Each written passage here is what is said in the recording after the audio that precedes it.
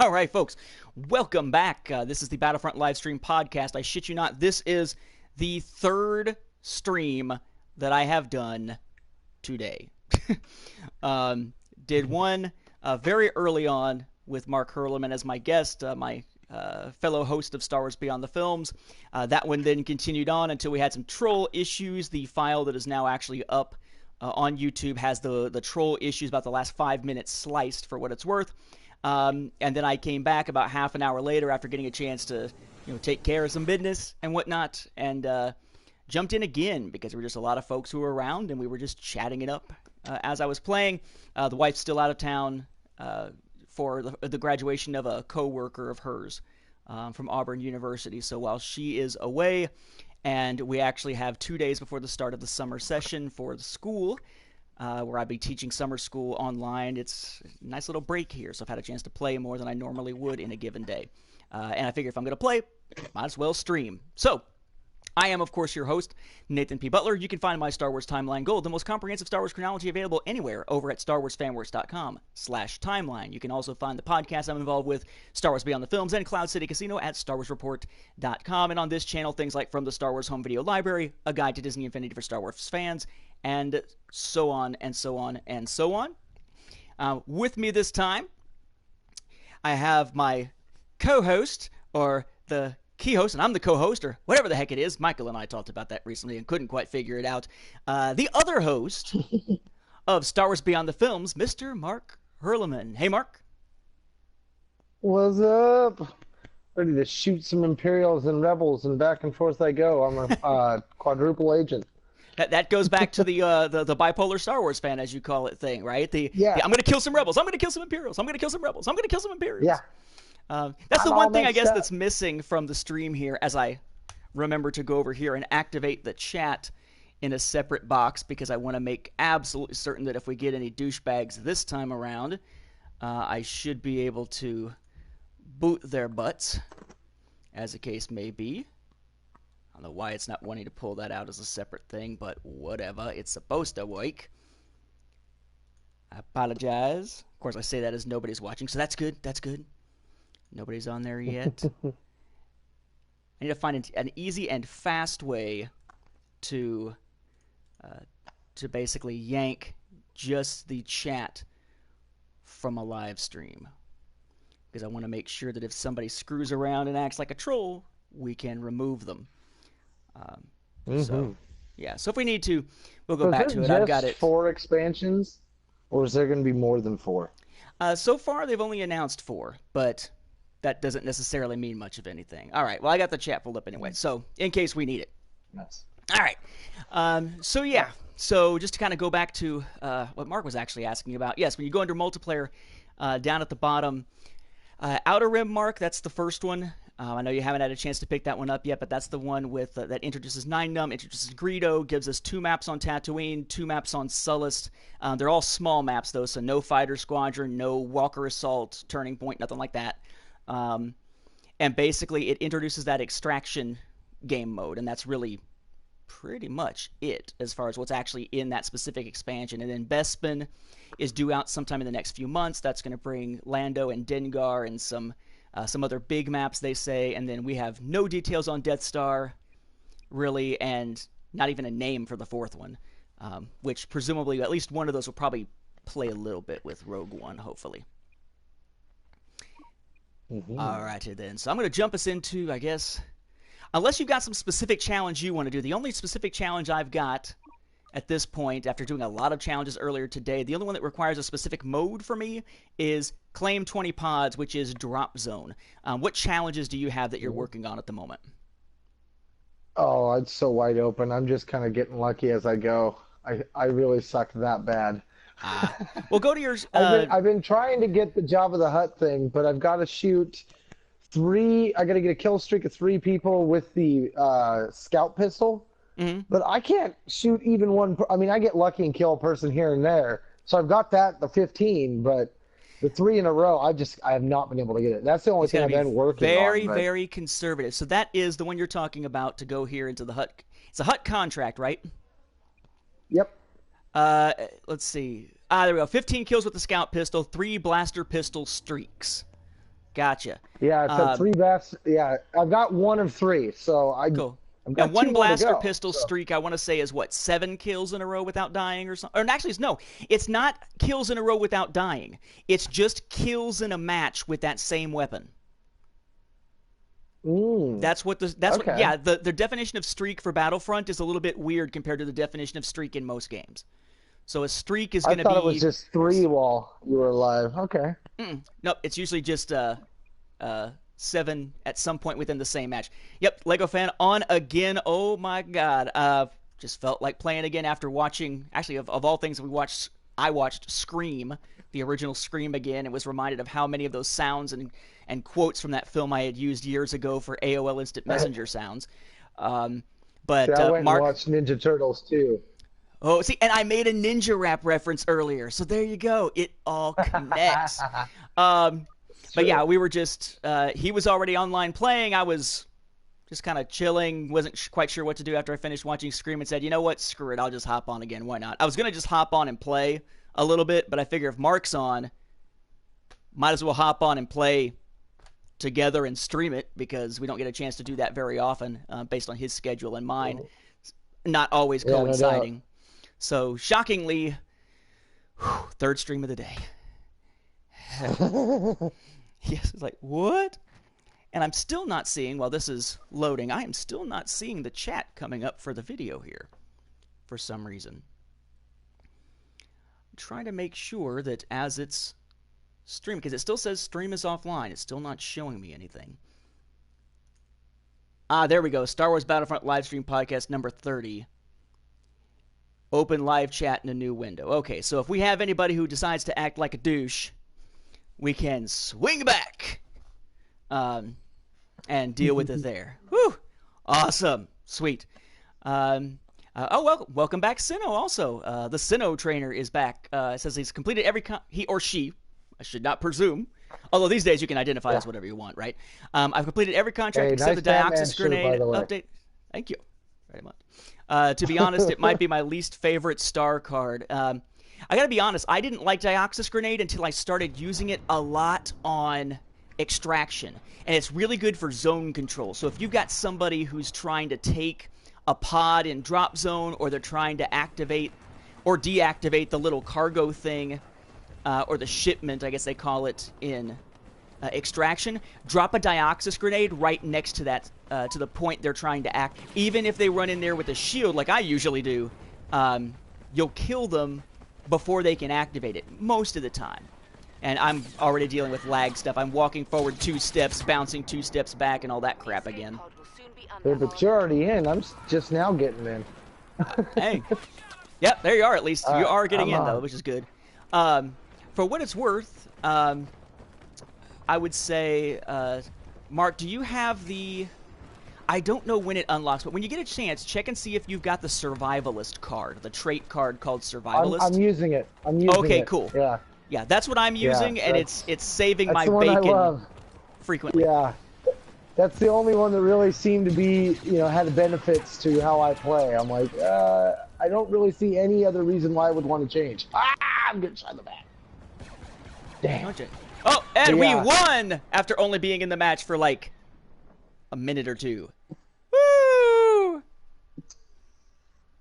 I'll get I got 250 points, so I'll get like 25 credits.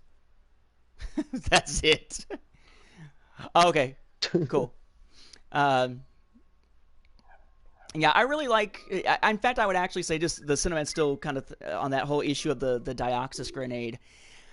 I used to swear by the impact grenade, but for some reason my accuracy in throwing it and actually hitting somebody so it explodes on them has dropped. I'm really good at accurately throwing like sticky grenades in Destiny, and I was for a little bit with impact grenade, but it just hasn't helped me recently very much.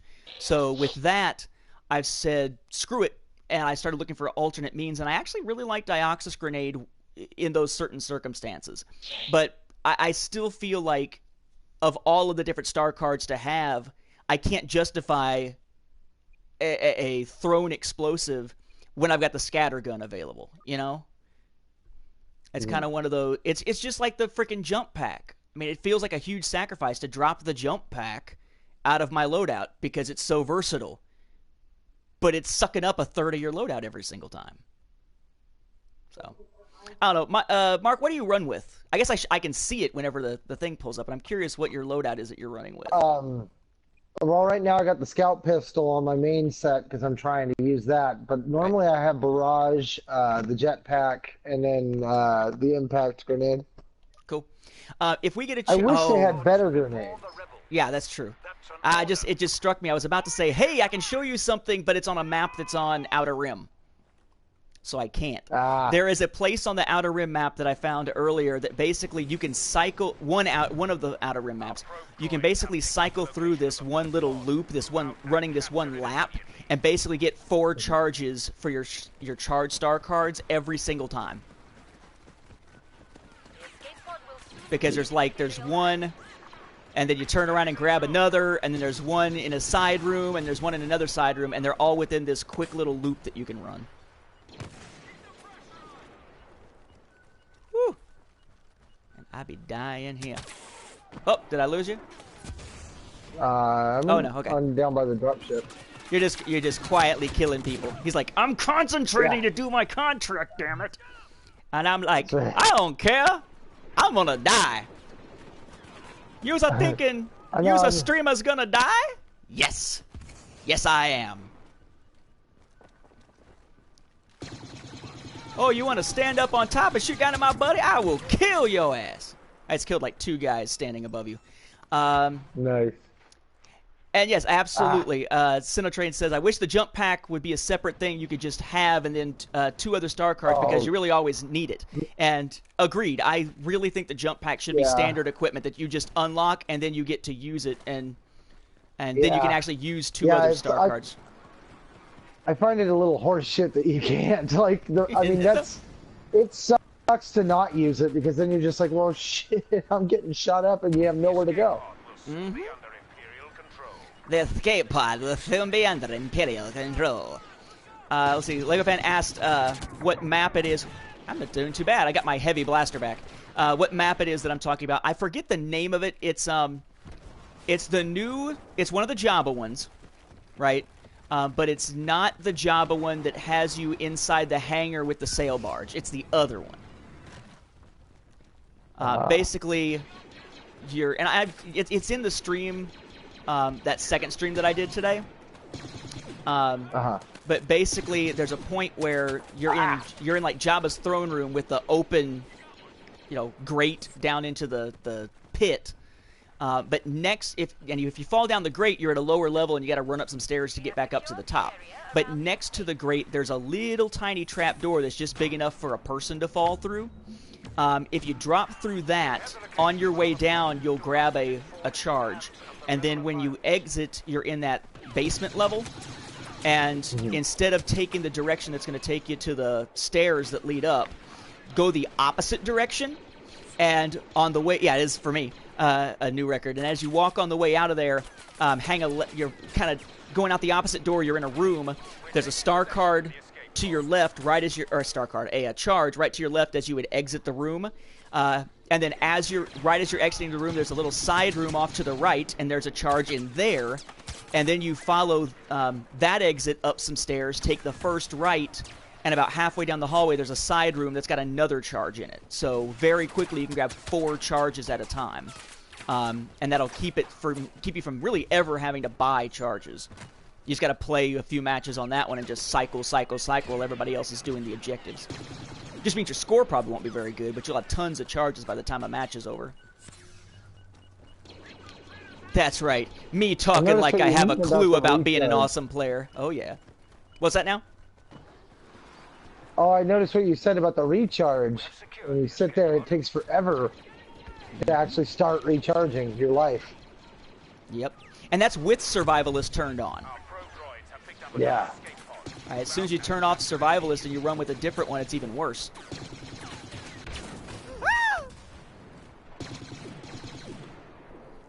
Being shot from like half a map away.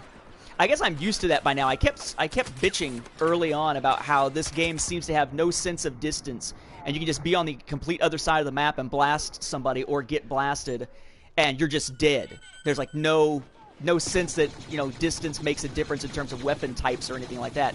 But I'm finding that I guess I'm just so used to it now that I don't gripe about it anymore.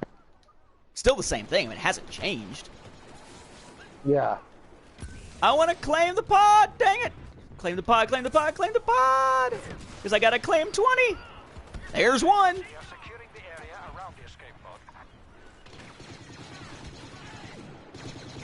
What I want to find out is that one of the voices... Oh, they're up above you. They're up above you. Uh-oh. I want to find out that one of the voices in this game as the Imperial announcer is the military director dude from Rogue One. The guy that looks like he's dressed like a Grand Admiral. Or have it be like his right-hand man who's guiding you or something, so it feels like it's connected, even though, you know, doesn't matter if it is or not. Let's see. Sino says, how do you feel about the balance between Rebels and Empire in this game? Feels like in some modes, with the spawns and such, the Rebels have an advantage, essentially. Yeah, I mean, to be honest, I do find that this is... I mean, I guess it depends on the spawn points. I'm not sure how much it matters about which side is which, so much as it's a question of who's spawning where. Because I don't think it's always the Rebels spawning on a particular side and the Imperials on a particular side, is it? It may be. If so, I've never really noticed that. I've always thought that the spawn side was random.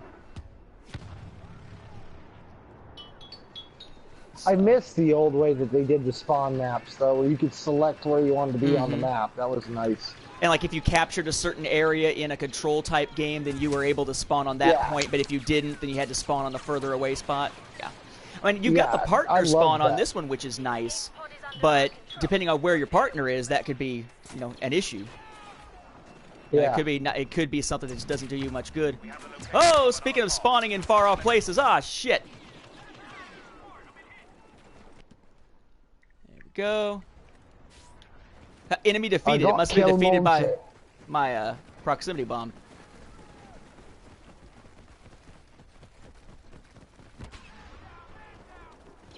Huh. Nice. JL just noticed something here, made a mention of something here. It was something that was talked about a while back, or not a while back, that we talked about on an earlier stream, which is basically the idea that,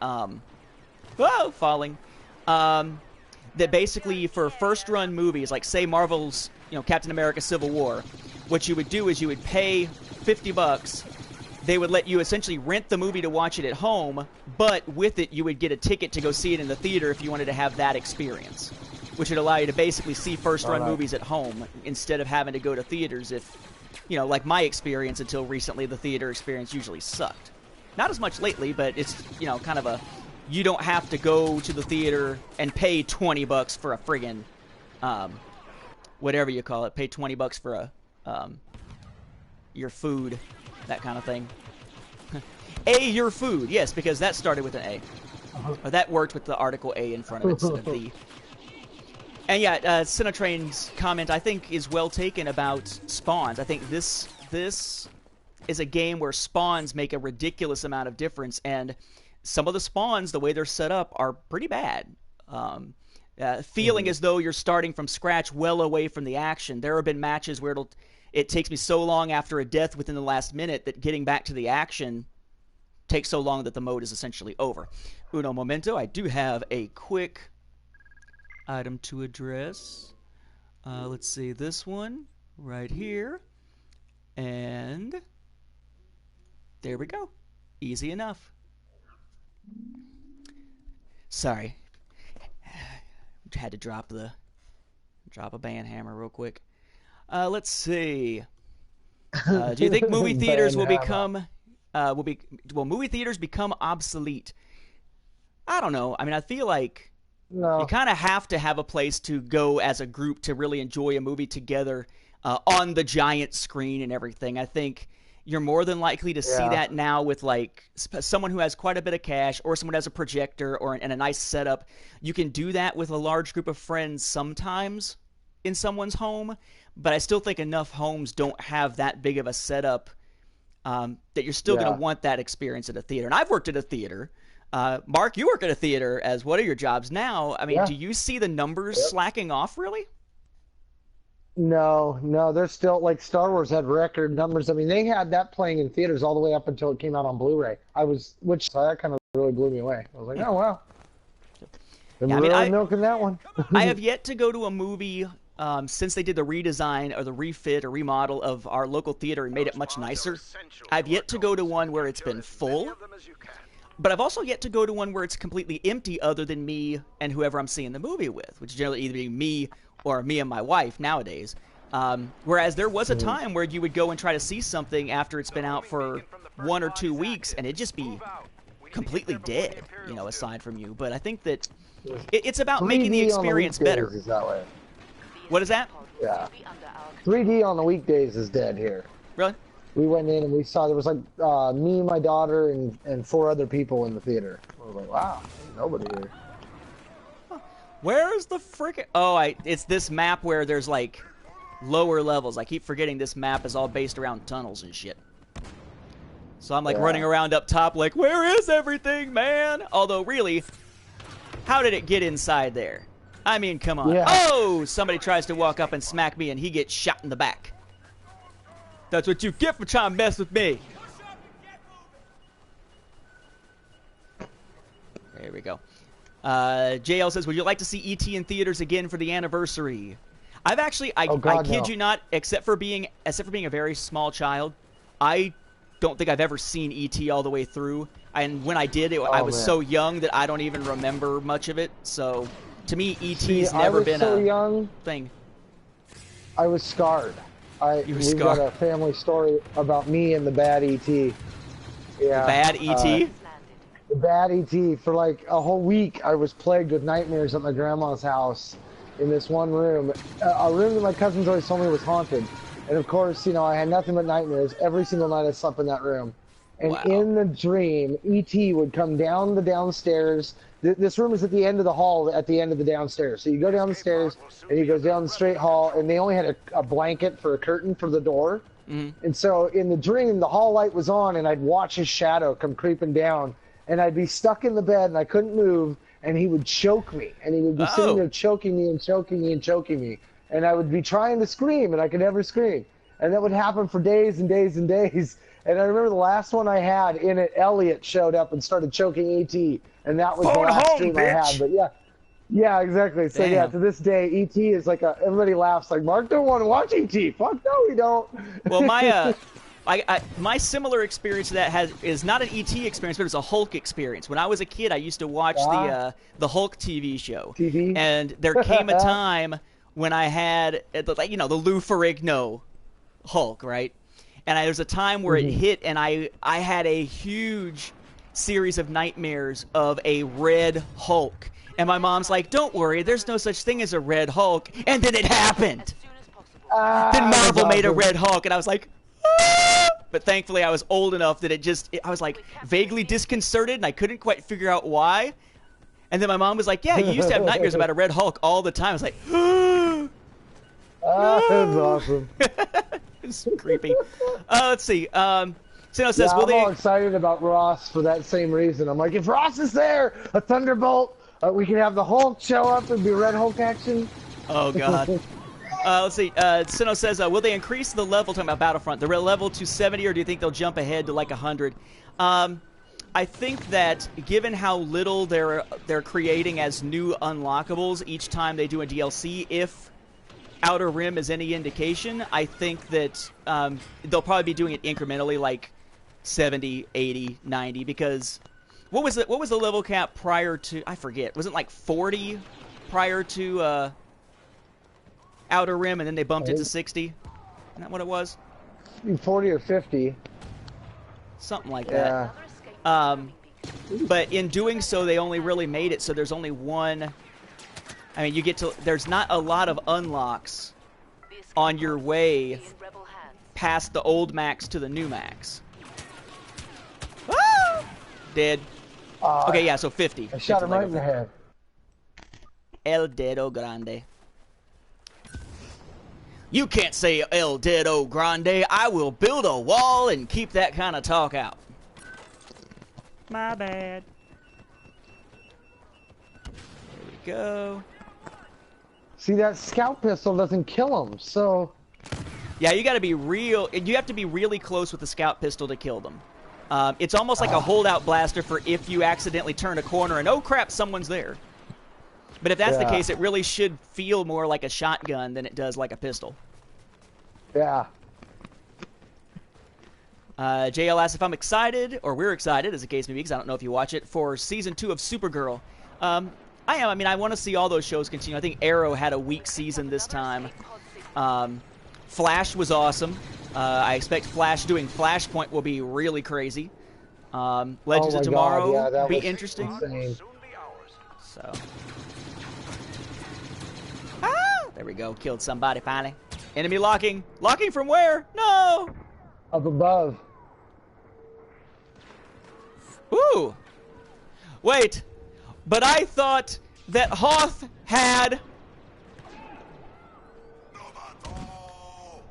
That's right. I thought that Hoth had no butthole, and yet I was standing underneath an ice anus. No butthole. I love that. It is like never going to get old. No butthole. No butthole. No butthole. No butthole, banana. His other ones don't sound very good, though. I need to switch my emotes again at some point and see if there's other weird crap that he says. And there's a point at which if you're playing as a 9-num, he runs around and he says, blah, blah, blah, puta. And I'm like, did you just call someone a bitch? So, just saying. Hello, Jim. Welcome. Welcome, Jim Cole back. I'm saying that out loud because Mark is on, and Mark doesn't have the chat scrolling on his screen. Although, do you? I mean, you said a moment ago, you said nice shirt. I've got my phone running. Yeah, I've got. You're watching the stream that you're in. That's very meta. That's very meta. Yeah. Breaking that fourth wall. All right.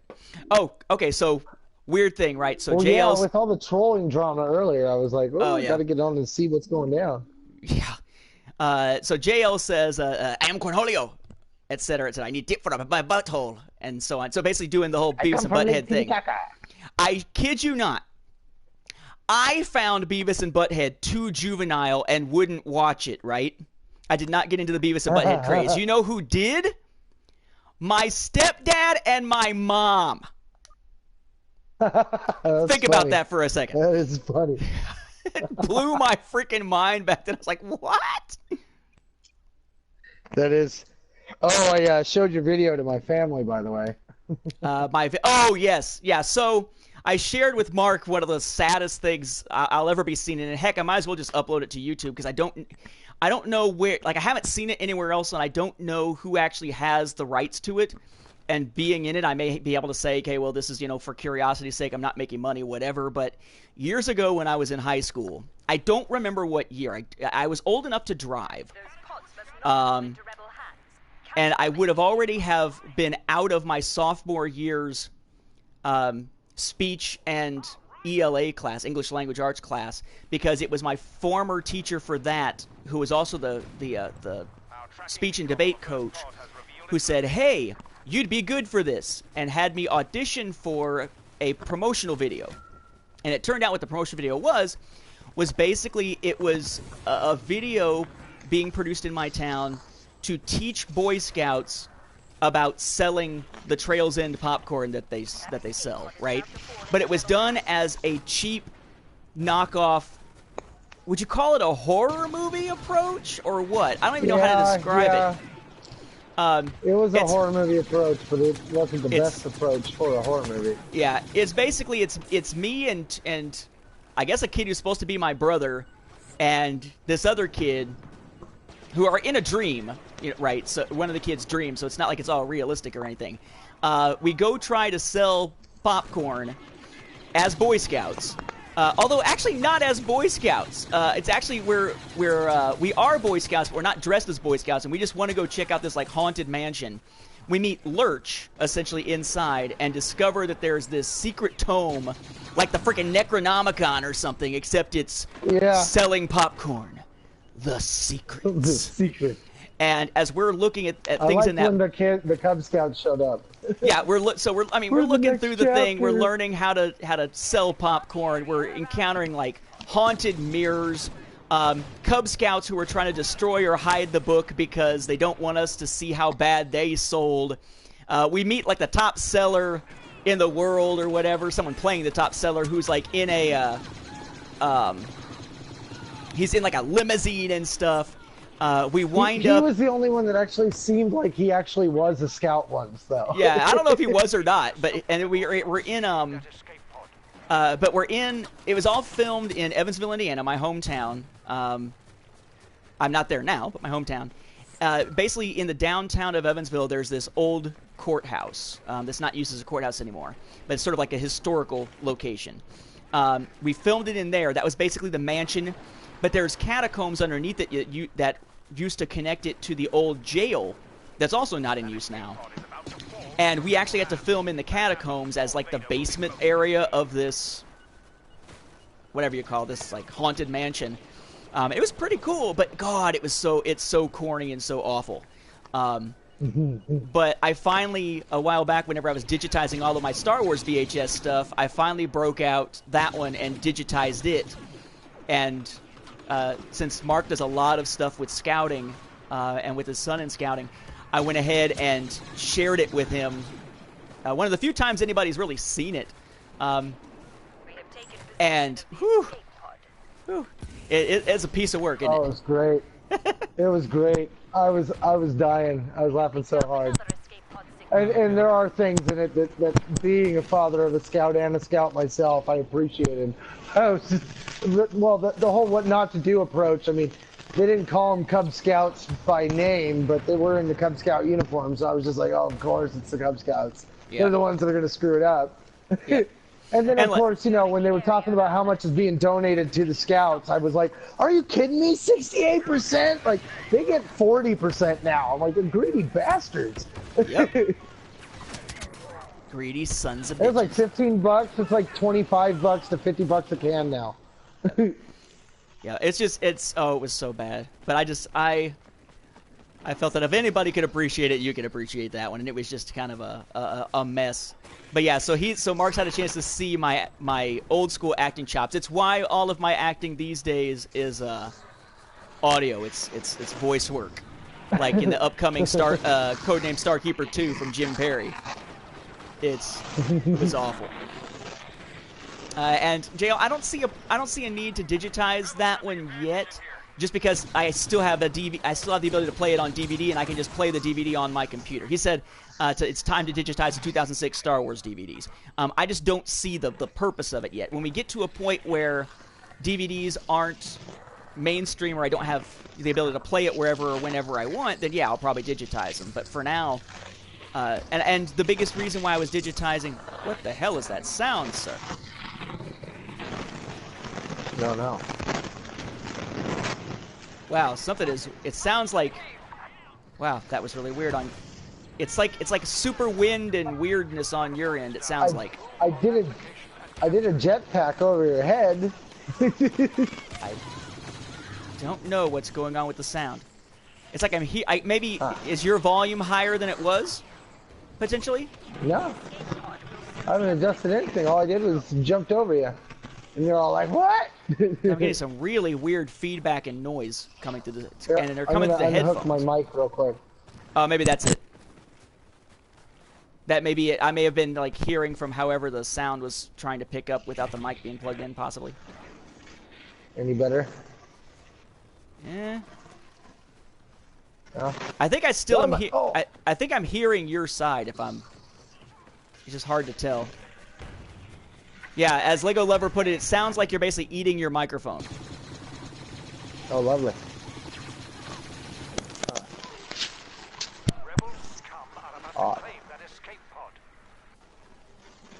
Very strange. Okay.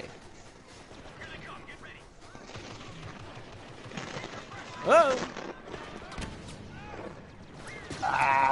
Die, you rebel scum!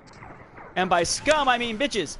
And if I wasn't bouncing back and forth from lag, then I probably wouldn't have just got shot in the head. But somehow I ducked to the side and bounced back so that my head was in his sights. Battlefront hates me. Now, did you just use your rocket pack again? Yeah. I am hearing your game loudly broken up and scratchy through my headphones. That's what I'm hearing. I guarantee it. That's weird. So when I'm shooting, you're hearing it too? Well, I can hear that because I'm close to you. Yeah. Let me run. Ah! By your screams, I detect bodies coming up this hallway. Yep, lots of them. Yeah, I think everybody's hearing the same thing. Everybody's hearing the same feedback. Odd. But no, it's not. I don't hear it with you. Like, it's not where you are in the game. It's something else. It's almost like wind is very quickly going by the microphone. Like right now, it's like kind of stuff. Weird. Huh. It's and like now I'm moving it, but it's like it is as if you have a bottle of whipped cream and you're spraying it all over the mic. That's what it sounds like. That's what the windiness sounds like. It's less wind and more. Wow, that's kind of nice and detailed up there. And more. I'm gonna switch to whipped cream spraying. All right.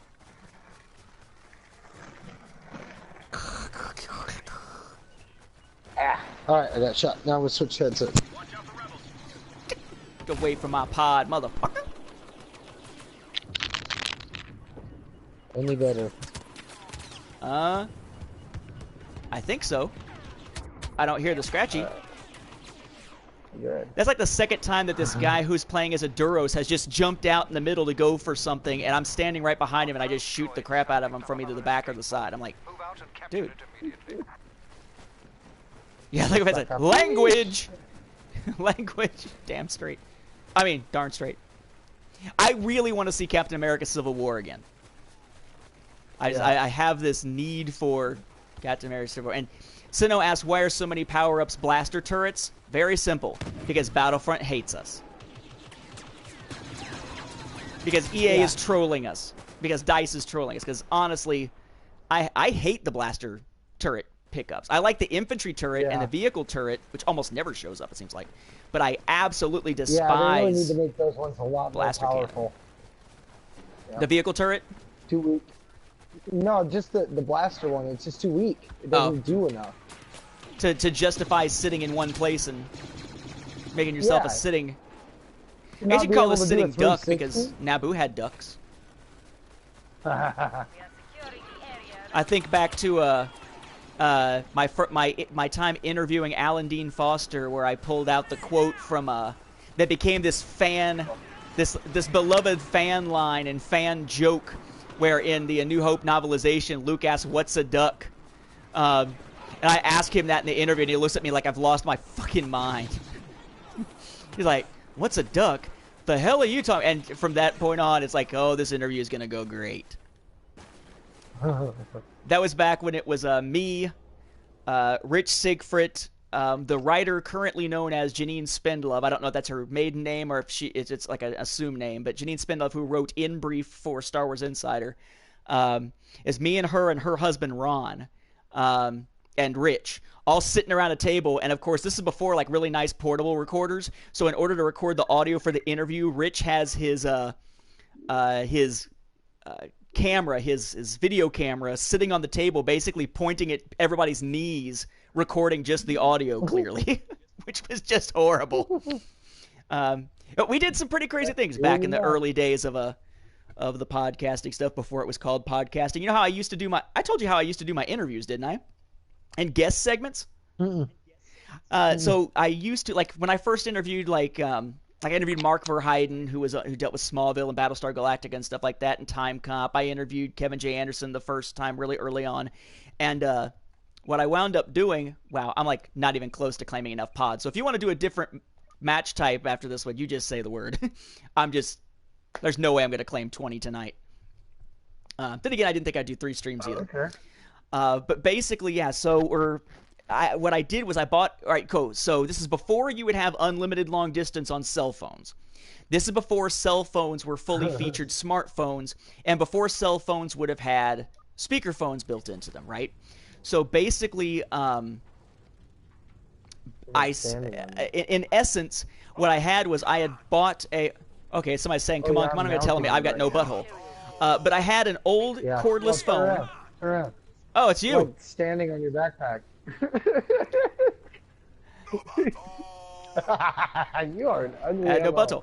But all right, so prior to so it's prior to all that stuff. But what I had was an old, I think it was Panasonic brand cordless phone. But the cordless phone had a speakerphone built into the back of the handset. So instead of into the base. So what you could do is you could take that and sit it down and use the speakerphone feature. And I had an old stick-shaped microphone from Radio Shack. So I bought a calling card and put long-distance minutes on it. Would call the person on the calling card using my regular phone, turn the speakerphone on that's on the back of the handset, and stick the handset directly underneath my stick microphone and bend it down and do it that way. So it would capture what they said, and it came through and sound about as clear as back then someone would sound on a talk radio interview. Because everybody sounded crappy. Yeah. Of course, this is coming from a guy whose first podcast episode was edited in, I kid you not, QuickTime Pro. Do not ever try to edit audio in QuickTime Pro. Oh my God. Some of the most horrible experience of editing I've ever had is trying to edit a podcast episode in QuickTime Pro. And no, Lego fan, okay. Lego fan asks if anybody smokes on the chat, and he says, I don't. Now, I don't smoke anything, although I get enough inhaled residual secondhand weed smoke from the assholes upstairs. Now, perhaps a different response from Mark. Mark, you have kind of a storied tale as such, but you don't smoke in any form now, correct?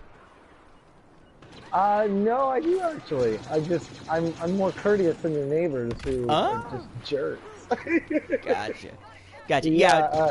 Yeah, here in Oregon, it's legal, and everybody and their dog practically it partakes. is. So I didn't know. It's remember in Oregon it's a much more open area. Yeah, we've even got in Brookings, they've got drive-through recreational selling places now. Wow. Well, yeah, it's a different world over here on the West Coast. We're in the Wild West. On the left coast, as they call it. Yeah. Okay, well, that's a point. I had no idea. I don't think I ever really thought to ask. I don't think I really cared, but I don't think I ever thought to ask. Well, because I'm doing all the scout stuff and stuff, it's not really something I go around and advertise. You definitely don't want to share. Be like, hey, kids, look what you could do. Pick up this stick out of the fire that's still alight, and look what you can light with it, kiddies. Yeah, that's probably not good. Yeah. We got this new tribal medicine. There you go. This was our gift to the white man. It make him feel funny, and then we kick his ass. Yeah. Well, it's so open here that you have people that are just, not courteous of other people. They'll just do it wherever, and like what your neighbor's doing. We're just like, wow, really, like. Well, I don't think our neighbor realizes how bad it gets, but it gets to a point where, because it comes through the ventilation.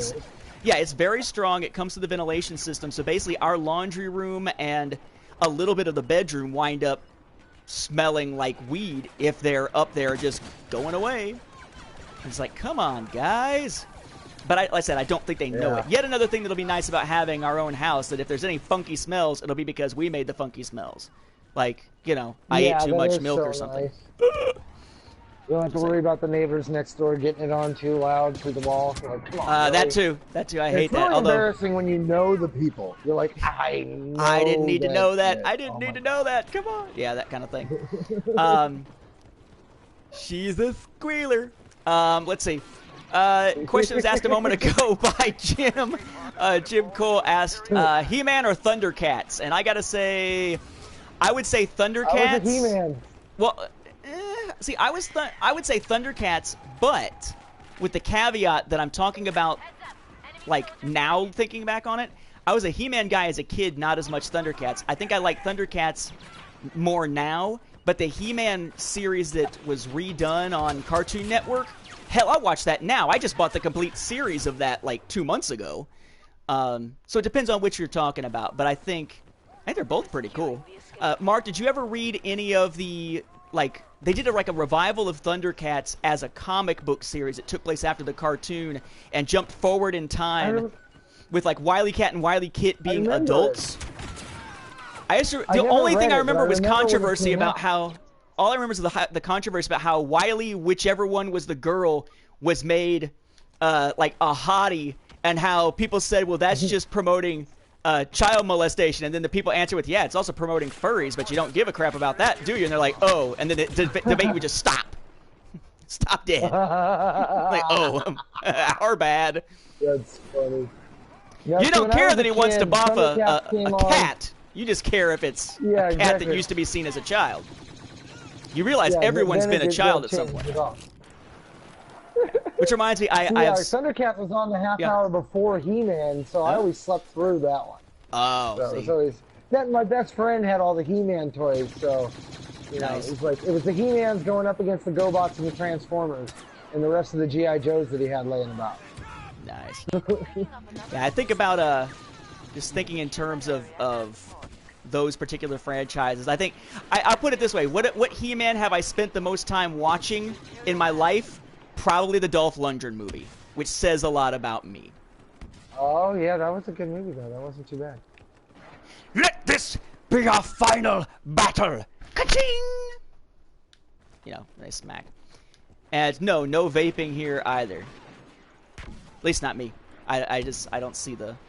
But then again, for me, it's all part of it is just growing up in, you know, kind of a household where there's, you know, medical professionals in the household, so you always know kind of, you know, this is what things will do to you. But then you also have the fact that for me, my allergies and whatnot eventually developed into asthma. So anything that would have any particularly negative effect on my breathing, hell with it. Because, you know, it's hard enough for me to breathe normally. Oh!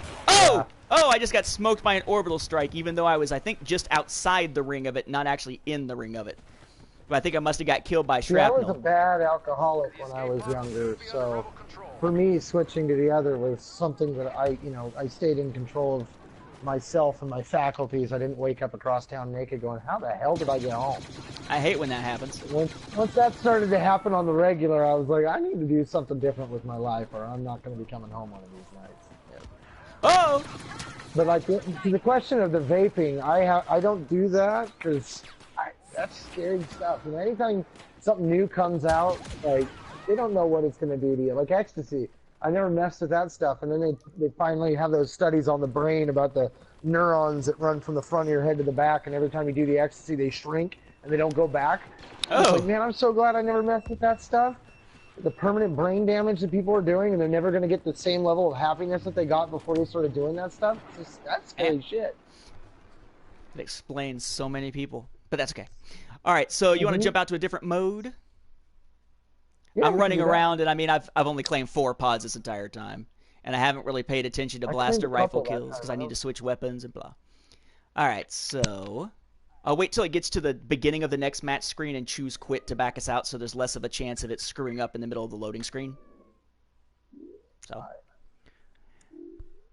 yeah, I think that's I don't know. For me, it's just the substance stuff has always just been meh. But then again, I speak as someone who now is on blood pressure medicine, and I bet you money that the reason I'm on the blood pressure medicine is because of my insane imbibing of caffeine through soft drinks constantly. Over the years, as opposed to, I mean, I hate coffee, I hate tea, but holy crap, give me some caffeine and I'm a happy guy, which is probably not a good thing. Yeah, I'm that way. As I drink my, how can you drink soda in the morning? I'm like, Coke. Come on, it's my coffee. So were you going to quit, or? No, well, I'm just quitting out of the mode to get to the menu so I can choose a different mode for us. Let's see. The Sinnoh Trainer asks, what is your favorite mode in this game? And I will say that the mode that I played the most, and it's probably my favorite, is the only one that I can't stream. Fighter Squadron. Yeah. I love some Fighter Squadron. Yeah, that's Let's jump us into a big mode here. I do like Extraction, but we can't really do it right now because somebody needs to get the season pass. Get that season pass, you son. Well, I did all the stuff at once. I couldn't quite convince Kate to go with the expansion pack. Hey, Bucky! I want to play with Nathan! And then I was like, well, we can get it by the time it comes. I really wasn't expecting it to come out so soon. Yeah, it came out way soon. Let's see. Let's see. Lego Lover. That was Lego Fan and Lego Lover, 2 different ones. Just to make sure that Mark's following it. And although he said he has a chat up, so whatever. Yeah. Says, I've been through high school health class. I know what those drugs will do to you. Absolutely. I remember high school health class, and I think I vaguely remember about the drugs. What I remember the most is what we refer to as a cauliflower penis, which was the, we'll show you what STDs will do to you. And they gave us a slideshow that left every guy in that class groaning and walking funny all day. Not in a good way, but in an, oh, God. I'm not with you. Oh, God, it looked like cauliflower. And, like, you go to lunch, and they give you the little veggie plate with the dip, and you're like, we're on the opposite sides. How does this happen? We are? I haven't even it hasn't even taken me in yet. So wait a second. So that's weird. And I've got an invite from you. So let me accept your invite and see if it'll throw me onto your side. Well, it threw me out. So. Oh, it threw you out. Oh, what? We have no idea what's going on anymore. Battlefront. That's what's going to happen. What we'll find out later is that Battlefront servers are actually run by Carsonator, the guy I had to ban earlier for being a troll. Okay, now it's saying joining game. So should I back out? Where are you? A menu? I'm on the main screen still. Yeah. Okay, so I'm back to the main screen. Woohoo! That's a little weird. All right. I used to drink Mountain Dew, but I stopped drinking it when I was younger because there was that whole thing about it lowered your sperm count by 15%. But now that I've had all my kids, I'm like, whatever, Mountain Dew all the time. I'll eat that Kickstart shit. Mountain Dew Kickstart. Yeah. All right, I'm going to try to jump us into a 40-player game again. And in the meantime, I'm going to grab another drink so I don't die. No invite yet. Uh-oh. Waiting. That's not good. I don't know if it's found a mode for me yet, though, as I grab the drink. No, mine is still searching. Oh, there it is. Now it says joining game, and there you are. Oh, I'm at the bottom. Look at me. That's all right. I'm telling you, though, one of these days I want to get a big group and just come in here and mob the crap out of somebody. Just troll the shit out of somebody. Just because I suck so bad. That's how trolls get formed, right there. They get picked on. They're like Reavers, dude. They get picked on to the point where they finally get good, and then they're just like, ah! Yep. Or they spent their entire life with their parents and everybody else telling them they're special little snowflakes and they're better than everything. I am of the firm belief that anyone who is told they are the greatest all the time and they're not Muhammad Ali needs to be, taken down a notch. Everybody needs a little bit of grounding. You know what I'm saying? All righty then. Yeah.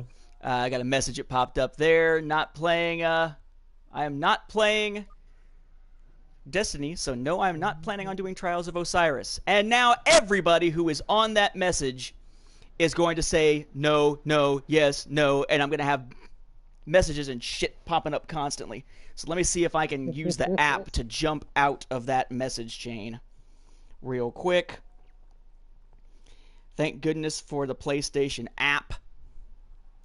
Okay, sometimes because it's not that great, but still. All right, messages, refresh, you sorry sack of crap. There we go. Open up that message chain. And, nope, I want to leave. How do I leave? How do I fucking leave? Details. Okay. How do I freaking leave? Leave. Yes, there we go. For future reference, it is an asshole thing to send a message to every single person on a friend's list. Oh. And say, hey, anybody want to do it? Eat shit and die. No. Just like it's an asshole thing to add somebody to a Facebook group without asking them or sending them an invitation and you just add them. Eat shit and die. Yeah. I got your shit and I'll raise you some shitty shit. Okay, so shitty bang bang. Quick answers. Lego Lover asked what I'm drinking. I am drinking a vanilla Coke. I hadn't had it in a long time and picked up a box of it when I was at the grocery store last just to have something different to eat. Oh, shit. Let's see. Lego Fan asks, If he's the only one who hates Turning Point. No, I despise Turning Point.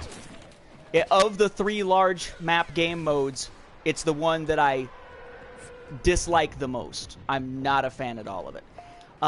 They have not confirmed Battlefront 2. They haven't confirmed Battlefront 2 per se. They've said there's more Battlefront coming next year. And the way they said it made it sound like a new Battlefront game rather than DLC beyond the 4th DLC for this one, which would make sense because of the way that DICE and EA do their iterations of Battlefield. But I don't think it's been officially confirmed that that's exactly what they were talking about. Oh!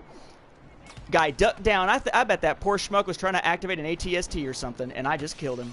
I am such a douche.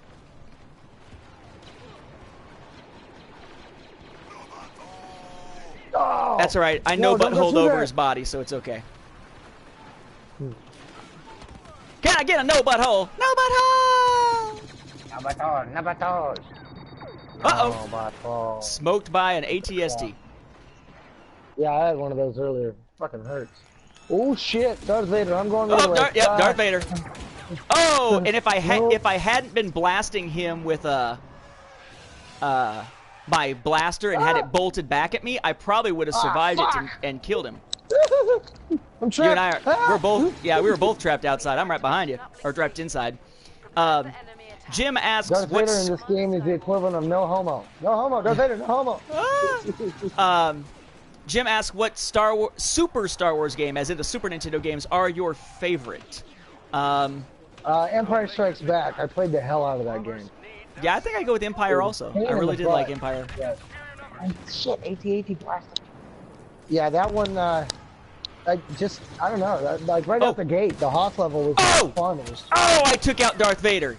Eat that, nice. Lord of the Sith. Take that. I would say take it in Uranus, but with all those cybernetic parts you have. Oh, and I didn't do it because somebody shot me in the face when I tried to make it say no butthole. I was talking about their Lord and Savior Darth Vader.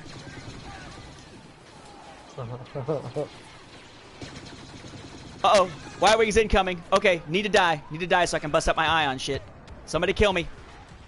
Hey, you, kill me. Hey, you, come on, kill me. Come on. Oh, you're kidding me. There, yes, kill me. Kill me, kill me, kill me. There we go. Cool, because I need to switch my hands to get my ion shit out. Oh, and it's not going to matter because by the time I spawn... The walker is exposed. Focus all yep. firepower on it. Yep. By the time I spawned and I spawned inside, the Y-Wing timer had run out. You missed it earlier, actually, though. Me and we were playing a match of Walker Assault on Jakku, and there were 2 people, and both Walkers still had a ton of health. We were screwed, right? And then it turns out that right at the last minute, right near the last minute, I was able to get a T-47 airspeeder, and I wound up bringing one of them down. And it turned out that at the same time I was bringing that one down, one of the subscribers to my channel was also playing and brought down the other one. So we won when there was no way in hell we should have. Nice. Which is pretty sweet. I'm like, yeah! Ooh. Hey, Jared's here. Jared Rasher from, that we know, of course, from discussions on Facebook and what's not. Says, really happy they didn't attempt to tell, to stat the Mortis family in Nexus of Power. Talking about the RPG book. Yeah, that would have been interesting to try to give RPG stats to father, daughter, son, and maybe even Abeloth if they really wanted to keep delving into Legends. All right, gonna try an A-wing, even though I'm gonna be jerked all over. Oh, Savage Spirits is out. Cool, so that must be coming to me sometime soon. Yeah, I've actually, I showed it on the last stream. I still have 4 RPG books I need to get through from Fantasy Flight Games, so I can actually send those to Joseph, who splits the cost with me and keeps them for his collection after I'm done using them for the timeline. They released them all super, super quick. I actually thought for a moment they were packed, and they're not packed. They were in a different place than the other books at the time, so I actually have them still out and can actually start working on them some more. Like working on them as in like grabbing timeline info and stuff. Sino asks if they think do you think that they should give Rebels vehicles. I mean, Rebels have vehicles. We've got this air speeder, right? It's just that they're few and far between. I think they ought to make it so that the T-47 air speeders are a more common power-up to pick up. Although, granted, most of the time on Walker Assault, they do pop up in the same places every time. But, I mean, that's the thing with Walker Assault is, at least in the beta, before everybody knew to use ion weapons or to shoot the undercarriage and all that stuff, it was virtually impossible to win as a rebel, because usually whoever got the T-47 had no idea how to bring the AT-AT down, and it wound up being completely pointless. Okay, let's see. I'm trying to think of where the nearest spawn is for the power-up for the T-47, but I'm not sure from the air. Watch your Imperial counterattack. I don't know! Woo! Now this is pod racing. And by pod racing, I mean flying anything that goes quickly. Because Anakin is not a very discerning child. Oh! Blew up the TIE fighter that had somebody in it. Would you like to see ground view? Yeah, I think ground vehicles would be interesting. Tanks, some more speeders. Something that can match wits against an AT-ST would be nice. Or just make it so that the Rebels could, you know, like, how awesome would it be that if an Imperial had an AT-ST, instead of destroying it, you had a way to get inside and take him out and ditch him from it. Yeah. You know? No, that would be sick. Like mech combat almost. That'd be awesome. Like if you're a Wookiee, you could climb up on top and rip him off the top if it's a walker. Poor dead guys. Here we go. Yep. Jared, what is the latest Battlefront update? The last update I saw patch notes for was May 3rd, which are the patch notes that I went through the other day on the stream. But I don't know if there are other ones or not. Oh! That was close! Hey, watch out! So weird hearing like the yelling and screaming in this game, especially since I turned the music off so the stream doesn't get dinged. Question came from JL. There's a hideout back there. What? I don't know if you can see it. There's a hideout back here. Really? Where are you? I see you. You can hide back behind the wall. Oh. Yeah, both sides. You can crawl in the back. Oh, I'm going to be using that in the future. Uh-huh.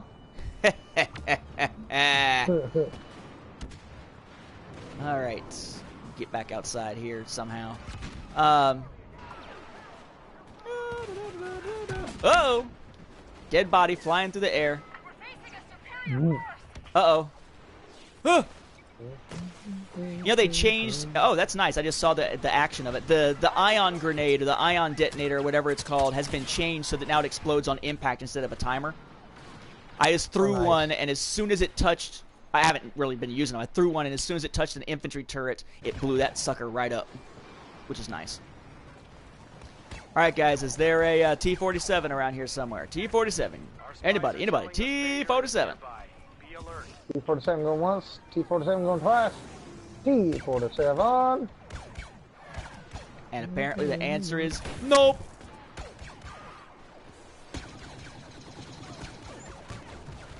All right. Okay, bombers are about to make their run, so it's time to switch. Right, actually, I don't even have to switch. I got all my stuff on ion already. Downside being that I'm too far away from my ion detonator, but I can fire my ion torpedo. Try the detonator, but it's probably not going to go far enough. Do my ion shot. Whoa! Stormtrooper running up on me. Oh! I whittled down the health and then... There you go. The walker is exposed. I don't think you want to say that it's exposed. It's not really exposed. Oh. I just look... Oh! Orbital strike! Dead. A-Wing. Nice. You going after the... flying A-Wing. Going after it with the A-Wing. Oh! Yep, this is a match that is probably going to need T-47s at the end. Question has been asked by JL actually a couple times, which is, do you like 1990s Nickelodeon cartoons? Honestly, I would have to be told what a 1990 Nickelodeon cartoon is to know whether I do, because I'm not sure that I'd be able to discern by decade. Up until the 90s, I grew up with no power, so I moved into from Grants Pass, or into Grants Pass from Willamine in the 90s, and we got cable, and I was making up for all that time, so I watched a lot of Nickelodeon and a lot of MTV. Nice. Nice. And hey Arnold, Ren and Stimpy. Not really. If those are the ones that, that are in mind. Although my wife is huge, a huge fan of some of those, though I don't recall which one off the top of my head. I just know that the other day we found that some of them were on Netflix, and she's like, yes! That and some of the stuff that was like PBS Kids at the time, like Magic School Bus and shit like that, or stuff like that. I put a video up last night. Jaina was watching Animaniacs. Oh, I saw that. I was like, yes! The Animaniacs! I'm like, I love it. Say it again. It's time for Animaniacs. Yes, I loved Animaniacs. Not as cute and yakko, yeah. We used to, I used to try to memorize the countries of the world, and I actually know somebody who managed to memorize the countries of the world thing and could go through it like crazy. Pretty awesome. Jared says, if the U-Wing is a troop transport, like some sites say, I wouldn't mind seeing a few parked on maps on Battlefront. I think that'd be good. What about the Wild Thornberries? Never watched it. Troop transport. No, I didn't watch those either. I think it's funny that's like the U-Wing, so we now need the tiny one, the JR U-Wing. Oh, you're flying too? Yeah, I'm flying in a I'm in a T-47 trying not to get destroyed until it's time to actually bring down a walker. Which basically means I'm flying around the map doing absolutely freaking nothing while I wait for the timer to count down. Because I don't want to get blown up. Like, I'm far away just firing away with my blaster, but it's not, I mean, I'm not hitting much of anything. Rugrats? Nope. Wife? Not me, though. Yeah, lots a lot of Rugrats. The Real Monsters, watched that a lot. Nice. I don't think. Yeah, I know I watched a lot of So You Can Do That on Television. Oh, yes, you can't do that on television, and don't just sit there and, oh, God, what was it that had Dave Coulier on it? Before he was on Full House. Yeah, when he started with the stand-up every time with the cut it out constantly before it got really old on Full House. Yeah. I know what you're talking about. I just, for the life of me, can't think of the name of it. Yeah. Now, Disney Afternoon at the time, yeah. Like Rescue Rangers and DuckTales. I even had the soundtrack for the Disney Afternoon, except I never watched Gummy Bears. Those were on the actual shows, and my grandma would record me Gummy Bears, so I knew about the Gummy Bears. Bouncing here and there and everywhere, and they had adventures that were beyond compare. Yes. I love the fact that, did you know that the real version of the Chip 'n Dale Rescue Rangers song, the one that has the whole song instead of just the little bit that's used on TV, was done by the Jets? Now, those of you who are who are not kids of the 80s are like, who the hell are the Jets? I don't remember anything else they sang, but I remember the Jets were like huge for a while. Yeah. And yeah, it was the Jets that did. Gum shoes. Yep. Yep. And I used to be all excited about the fact that, like, I knew what the other verses were that the other people didn't because I had the Disney Afternoon soundtrack. Oh, crap! Missile incoming! Darkwing Duck. Oh, yeah. Better watch out, you bad boys. I like Tailspin. Let's get dangerous, bitches. I wish that Darkwing Duck had shown up in Disney Infinity, because that would have been awesome. But no. That would have been pretty fun. Yeah, remember Darkwing. You can't do any real damage to the AT-ATs right now, right? Right, you can't do squat to the AT-ATs until the Y-Wings take them. Okay, here we go. We just got another uplink. Bombers are making their run. Yes. Here we go. Flew into it. Here we go. Mighty Ducks cartoon, that I never saw. All right. Make sure there's time. All right, coming in low. Coming in low, I'm coming in hot. Oh, shit. Coming in, yeah. Oh, son of a bitch. Okay, that's bullshit. So you activate the harpoon, attach it to the AT-AT, and you're keeping it within the area it says to keep it in, except because of the map design, keeping it in that area doesn't actually keep you from splattering against the side of a mountain. But you can't control your flight anymore. All you can control is the up and down of the little stick. That's some bullshit. I spent all that time keeping that T-47 around and alive, only to wind up dying because it didn't. Oh, that pisses me off. Thankfully, this other guy seems to have got. Oh, nope, the other guy just got splattered against the mountainside too. Son of a bitch. We lost. We should have had that, but two of us tried using fucking air speeders against that same AT-AT and both splattered against the wall because once you grapple, you don't control how far away you are from the AT-AT and you smash the wall. That is some bullshit. Yeah, I missed the AT-AT, but it said I hit it. I'm like, that's BS. Yeah, Scooby-Doo. Scooby-Doo's my jam. In fact, I just saw that new Scooby-Doo comic, and I didn't think I'd like it, but I was like, holy shit, this is awesome. Cool. Yeah, they're doing they're bringing back some of the Hanna-Barbera stuff. They're bringing back like Mask is going to be introduced into the Transformers and G.I. Joe universe with Rom Space Knight and stuff.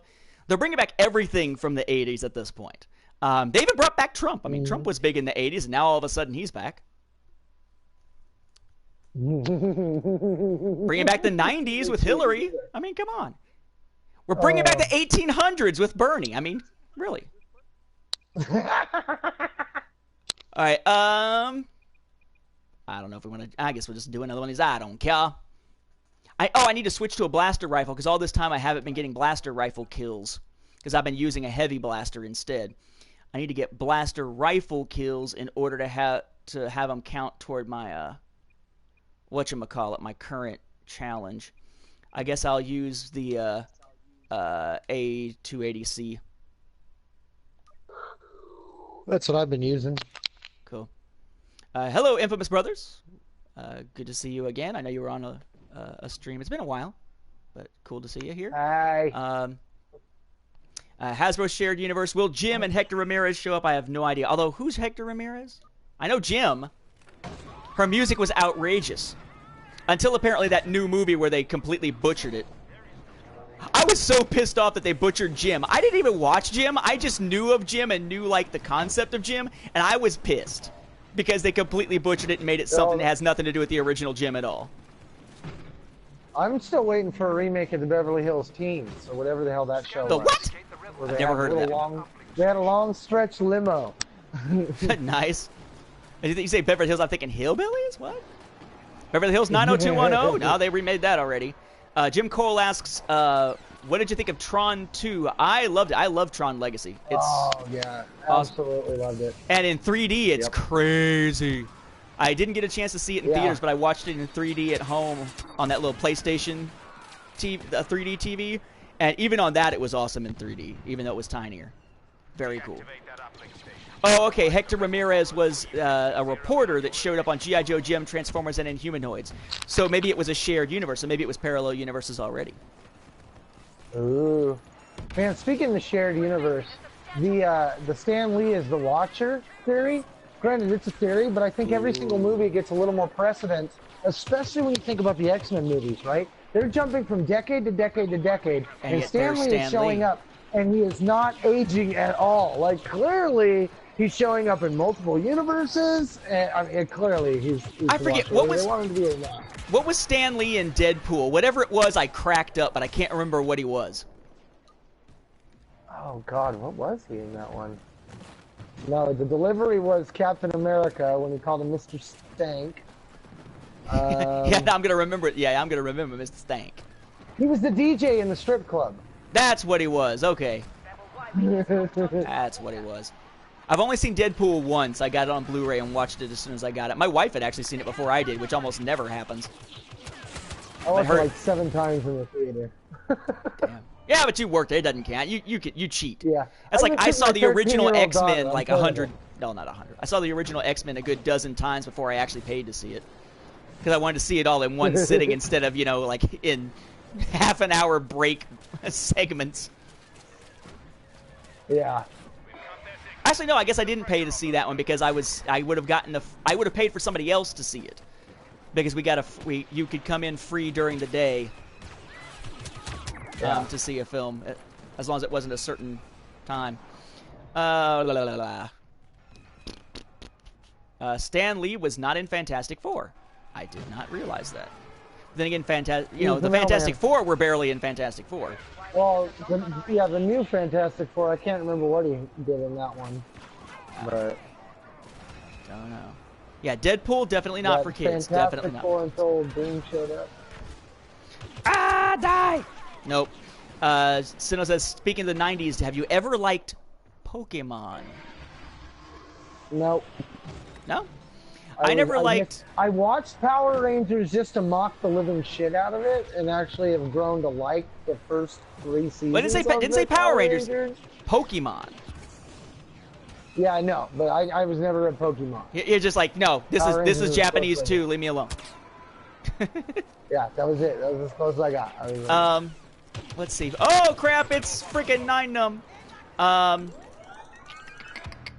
I never saw any of the Pokemon cartoons or got into like any of the like video games, but I was big into the Star Wars CCG for a while and was looking for other games to play. So around the same time I tried out Magic the Gathering, well after the fact, after it had been out for a while, I did try Pokemon for a little while, the card game, but I never really stuck with it. Hey, Mark's in a TIE Fighter. Or an Interceptor. Yeah. That's my jam right there, the Interceptor. This reminds me of, what was it, Rebel Assault? Get the crews to their fighters and prepare my Interceptor. And everybody who watched A New Hope is like, he doesn't say anything about an Interceptor. Rebel Assault, you lying bastards. That's a game that I would love to live stream because it was so bad and yet so awesome at the time. Mm-hmm. Rebel Assault was awesome.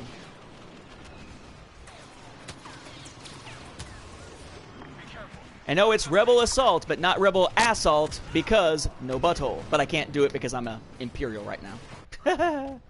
No butthole! No butthole stretching! No! It's Ow! Painful, he's a gamer! He's not a gamer! Let's see. Jared says the Colossus in Deadpool was the most faithful X-Men character in any of the Fox movies. I'm not sure I would agree with that, but then again, it's not like I've taken the time to analyze it. But I don't know. I think the X-Men films are an interesting, they're almost like the Trek films in that it's like they go from good to bad, bad to good. It's not necessarily an even keel where you could tell by the number almost whether it's going to be good or bad. But I mean, they've had some real stinkers, but then some that have been awesome. Like, I don't know, Days of Future Past I really liked. I love the original X-Men, and X-Men 2 is quite good, but 3 I wasn't a big fan of, and I'm hearing that Apocalypse kind of sucks. But I haven't seen it. I liked Apocalypse, but it lacked depth. There was depth missing all the way around. It was like they hit all the right tropes, but they've given you none of the background. Like, they're jumping forward 10 years like they're doing is just, there's too much vital story missing. Mm-hmm. Like, of the Horsemen, Magneto's the only one that really gets any backstory. Everyone else is just like, tag, you're it, I'm going to put you on my team, and I'm going to give you awesome, cool powers that you're not going to fucking use, but, hey, you're a Horseman, we're not even going to fucking name you, we're just going to say you're the 4 Horsemen here from the Apocalypse, but if you've read the X-Men comics, you know what the hell we mean. So it's like that. It's like, if you've read the X-Men comics, you're going to love it, because you know what the fuck's going on. Gotcha. But it wasn't a bad movie. It was exciting and fun, but at the same time, there was just so much depth that wasn't there. I definitely think, though, that Quicksilver stole the show. Like, he had like a good 5.5 minute awesome scene that is played to like Eurythmics or something. Just every time I watch it, I just got a big old shit-eating grin on my face. It's just awesome. And I gotta be honest, having seen Days of Future Past, if it's anything like how Quicksilver was in Days of Future Past, I hate that interpretation of Quicksilver. I despise that interpretation of Quicksilver. Like that, I would rather have the interpretation of Quicksilver that got all bullet riddled in Age of Ultron than the X-Men version of Quicksilver that they've got now. Because he doesn't strike me as Quicksilver in any way, except he's fast. Yeah. It's like, what if they gave some random jackass Quicksilver powers? Okay. Whoa! Holy shit! Okay, so I'm walking down. You see where I am, right? If you look to your side, kind of like to your right a little bit, in yellow in the background, back here. Yeah, way in the corner. So I'm walking down the little ramp over here, and a TIE fighter that got shot down just slams into the ground in front of me and almost made me crap myself. Awesome, but damn. They do a good job of integrating the limited starfighter combat above a battlefield with the actual battlefield, where it actually is all kind of happening simultaneously within the same map. Not a big fan of how you can't necessarily, you wouldn't necessarily go from a map like this into starfighter combat in actual fighter squadron style mode because it's so limited. But I think that it gets that right enough, put it that way, right enough to be, I'm not going to take it, praiseworthy.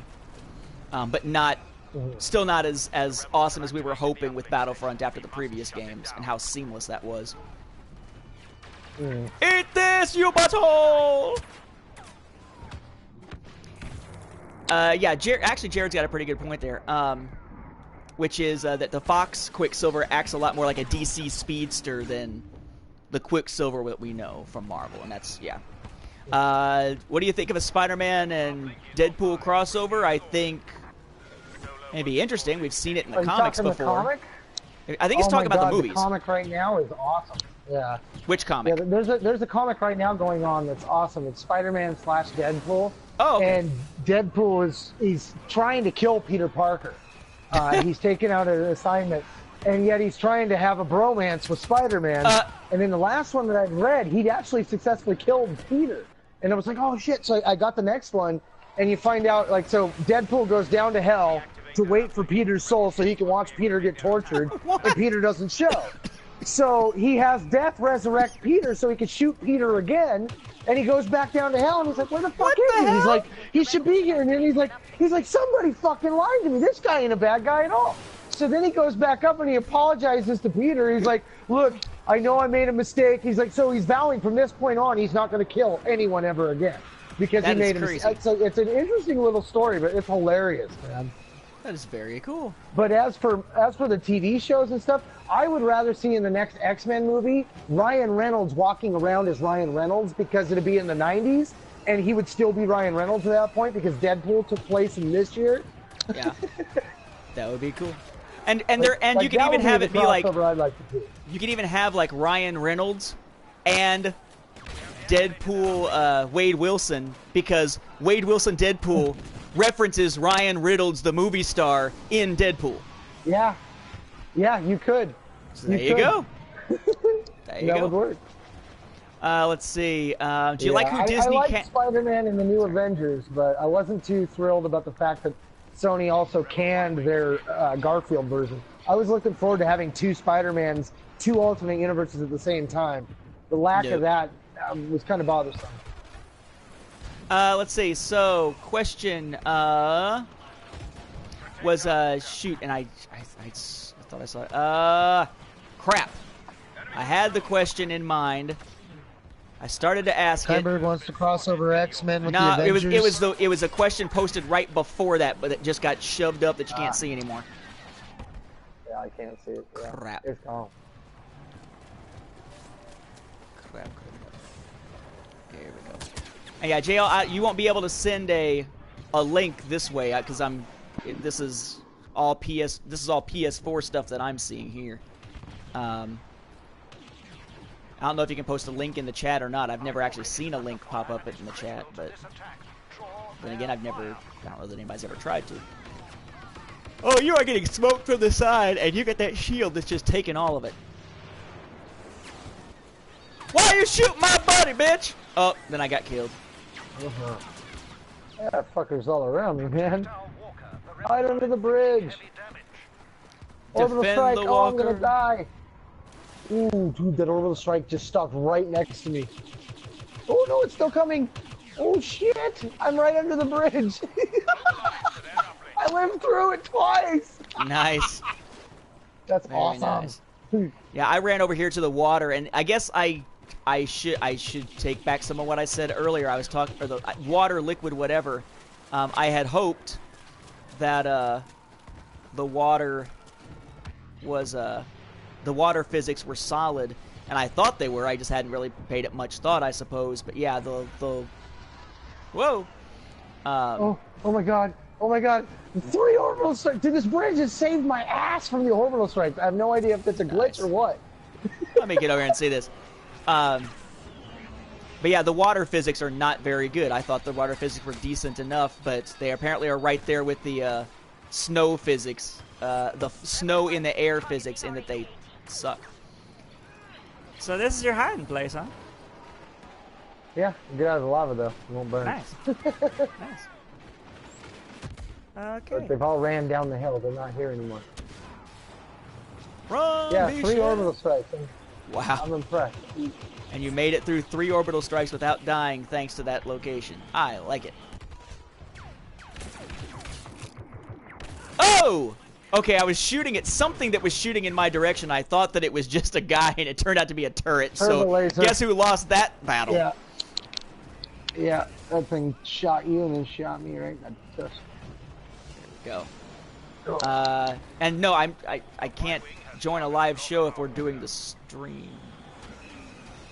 Yeah, I've heard that the animated series are going to do a lot more of the Spidey stuff. Because, you know, the Avengers, it jumping and doing having all the different characters with no backstory.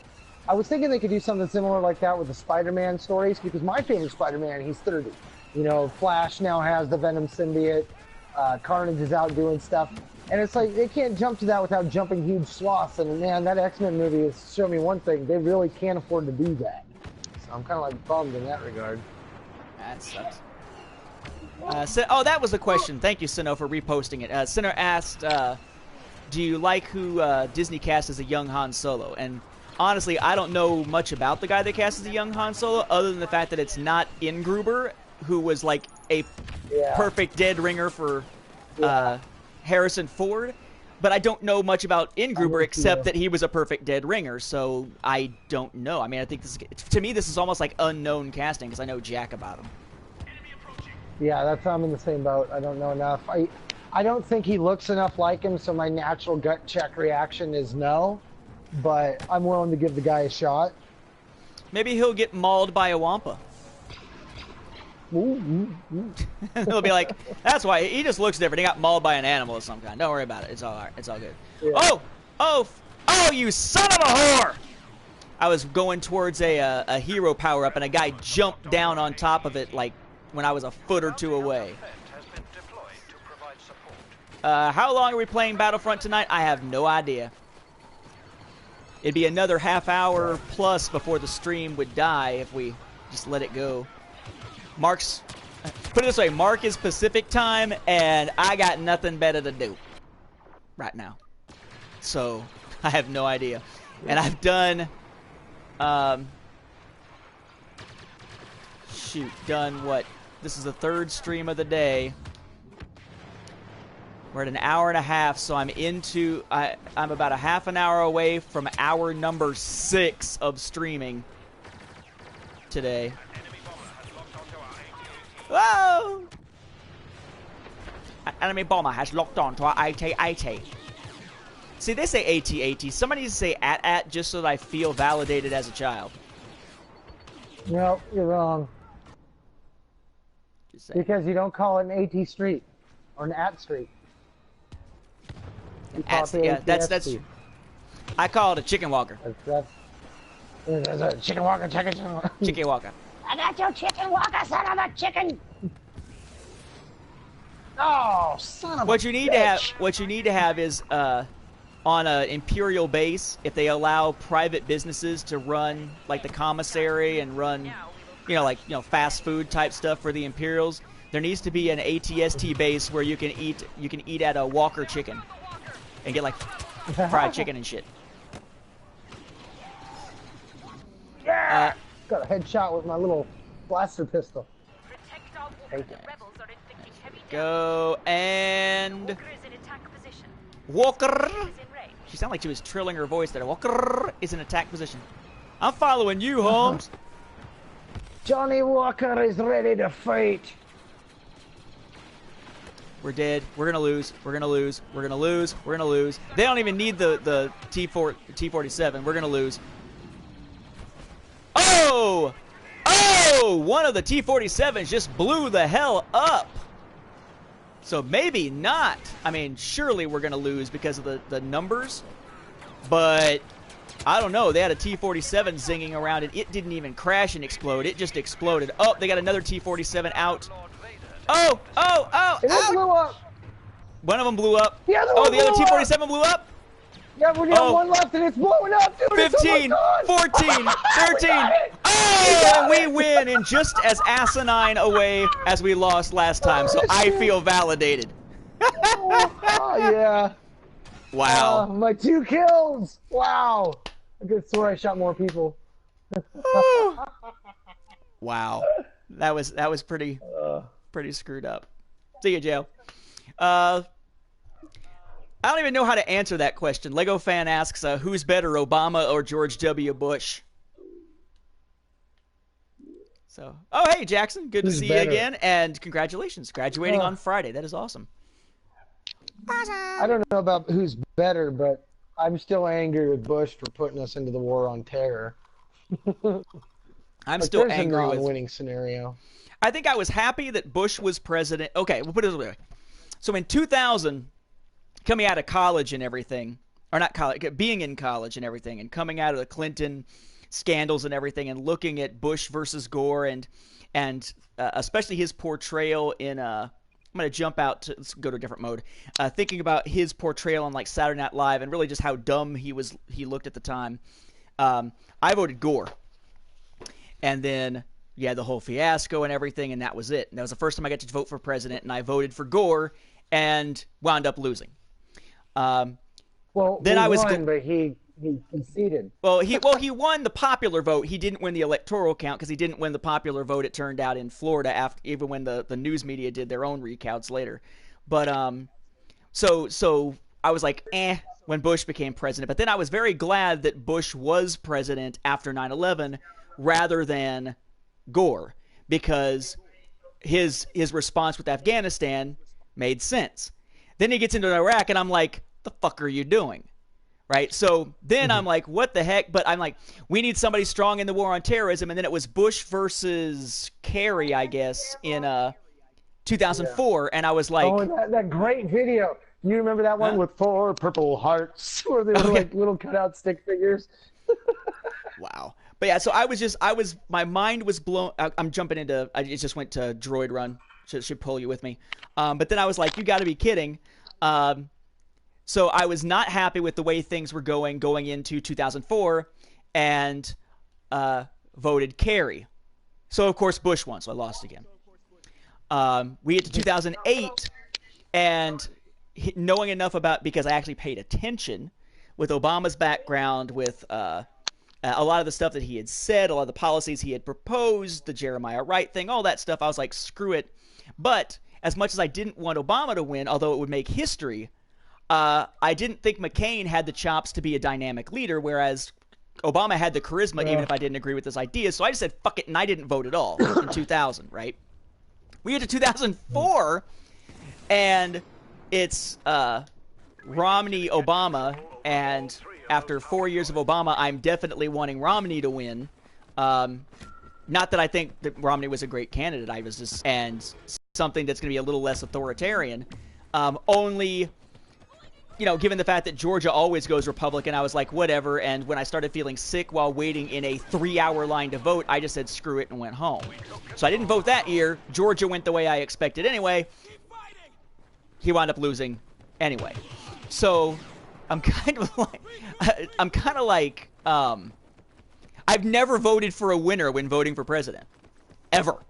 You know, so I'm kind of like, whoever I vote for is going to lose, so I really ought to go vote for, and then I think, I ought to go vote for Trump so he loses. No. You ought to go vote for Hillary so she loses. Actually, they should both lose. Damn it! You know? Oh, please, you punk ass. Okay. This guy just walked around in circles and, like, waited for my shield to fall and still couldn't kill me for a second. But my shot went wide and didn't kill him before he could finally kill me. Now, what do you think of this mode? This, to me, is one of the more frustrating modes because it feels to me like, and this is why I still don't have my 10 wins on this for the diorama piece. It feels to me like Droid Run is a mode where most of the time only the last 30 seconds matter. Would you agree? Yeah. Yeah. There is a large chunk of that. Because I don't know, it just feels like, God. I mean, unless you win it. I shot this guy and he ran around and I went around the other side of the building and waited for him. And sure as shit, there he comes, whooping up. Got him with that little pistol. I get one more and I finally get the scout pistol. Nice. Nice. So it says, who would you vote for, Trump or Hillary? Neither. Oh, if it really does come down to Trump or Hillary, which it almost guaranteed to be, I will vote for neither. Whether that means I won't vote or I vote only down ticket, I will not vote for either. I am never Trump. I am never Hillary. Fuck them both. Right in Bernie and piss people off. He's probably not the solution, but he's I mean, if you're gonna write in, things that appeal to me. Right, I mean, write in would just be and I've used that reference earlier, Jared. The whoever wins, we lose. It's the aliens versus predator thing. Got it. Nice. So does that mean you just got your HUT contract done? Completely? I don't know. I think I still need to get a couple more. Couple more of what? Or I think I do that 3 times, right? Oh, the blaster pistol streak? Sure. The blaster pistol streak, yeah, 3 times. 3 times. So, 3 blaster pistol streaks. I don't know. Do I get the streak because I did 3 in one life? Right? That should. I probably didn't do enough. It's in the same match. It's the number in the same match, and it should pop up and tell you just did a streak. Well, it hasn't popped up, so I. But I think it's 7 for a streak though. I think 1 streak is 7 kills with the same weapon. Okay. I can switch to a blaster pistol here in a little bit. I'm doing blaster rifle kills, but it's 75 for this challenge, so ain't like I'm gonna get them all done tonight. We're about to take the last Yeah. Cool. So Saturday, that's cool. Saturday graduation. So does that mean the graduation itself is like Sunday? A lot of times the graduation party is like the day before. Or are you doing it immediately after graduation, Jackson? Let's see. Well, you guys missed. Yeah, saying like I'll vote for Palpatine rather than Trump or Hillary. You missed it the other day. I was doing a stream and I was wearing my Frank Underwood 2016 shirt. I'd vote Underwood more than either of them, even though Underwood is about as bad as any politician ever could be. Still be. I don't know. Again, I think of our choices this year as the essentially the unscrupulous, unethical, morally bankrupt, pathological liar on the left, or the same thing from the right. What kind of choice is that, right? Yeah, Sinnoh, I am in the process of looking into whether or not I want to do the same thing. Sinnoh's talking about how the only thing that's left for the diorama is the 10 hero hunt wins. Like, I've got other stuff still. I got other stars and stuff for the missions and whatnot to deal with. But, yeah, I look at that diorama piece and how it says 10 in each of the original modes. And eventually I figure I'll get the wins from Droid Run. It just means playing a lot more Droid Run than I like. But I don't know that I'll ever get 10 wins in friggin' Hero Hunt. That seems extremely difficult and grindy to even attempt it. Man, I'm getting a headache all of a sudden. Holy crap. Probably because I haven't eaten. Yeah, I'm in the same boat. No, it's like, you haven't eaten all day? I'm like, no. I mean, I've eaten today. I just haven't eaten much today. What is up with this guy who's apparently fucking bulletproof? The hell was that? There's someone up on top of the speeder. Or, I mean, on top of the sand crawler. Okay, I was smoking this guy like, bah, bah, bah, bah, bah. His health is just sitting there. And chilling. Cool. Yeah, I can't remember how our graduation worked off the top of my head. Oh, Oh man! I that was remember loud. that my college graduation was the college graduation followed by, I think it was a trip to do to accept a job where I was going to be teaching down here, and then getting my butt back to Indiana fast enough to be able to see Attack of the Clones in the theater, because it was May of '02. And then it was at that point that I started the podcasting, or my podcasting with Chrono Radio. So I hadn't thought about that. I guess I'd actually graduated from college by about a week or two before I started podcasting. I was thinking I started it like in my last year of college, but no, not really. I guess not. It was May 16th of 2002, because it was the day that Attack of the Clones was released. And it was bad. It was not any very good stuff. There we go. Give emergency powers to Obama. No. Give emergency powers to any politician. No. But certainly not one who's basically who is a constitutional law professor who doesn't seem to give a crap about the actual Constitution and what it allows versus doesn't allow. Just like we had the previous president who was a business and economics major with degrees in it, who presided over, the economy getting into the worst shape that it was since the 30s. I will never understand how we have two presidents with those backgrounds who screw up something or do something so completely bass-ackwards on their watch on the subject they're supposed to be experts in. It'd be as if Bill Clinton, being the expert on affairs with women, would screw up a delicate negotiation with a woman because he didn't flatter her enough or something. When you know that Bill Clinton's entering the room with his whole "I feel your pain and your boobies" thing, right? My students used to love that. And I totally would use that one in class. I would totally use the "I feel your pain and your boobies" thing. I use a left-hand approach to the clitoral rubbing stimulus. Whoa! Whoa! Whoa! He's he's taking it even further toward the blue than I do. Let's see. I guess that's the other thing, about Clinton.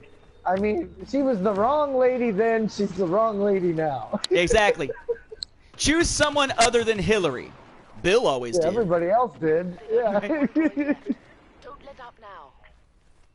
I just can't believe that they even want to run her with as big a joke as she is to the rest of the public. I'm trying to remember exactly what the circumstances were, but if I remember correctly, Hillary Clinton was part of the Watergate investigation and was dumped for unethical behavior or something like that from the Watergate investigation. Damn. You're like, Watergate? What was that? Wasn't that a movie where you traveled to distant worlds through this portal that when you dialed the chevrons it looked like water and you ran through it? Yeah, that's exactly what it was, Millennial. Leave me alone. Watergate, is that what they called vaginas back in the day? Oh, it goes again! Get over there. Mark Hurliman, After Dark. Yeah, right. After 8, it's a totally different meaning. It's that talk of Bill Clinton that's doing it, is what it is. Yeah.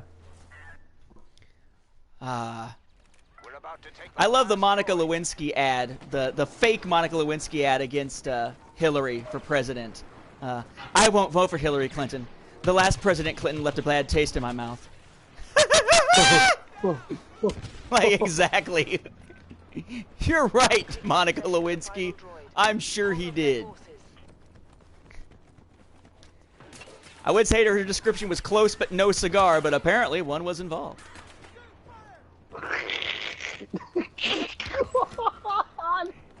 It's like this late at night in 2016 and we're cracking jokes that were apropos back in, the mid to late 90s.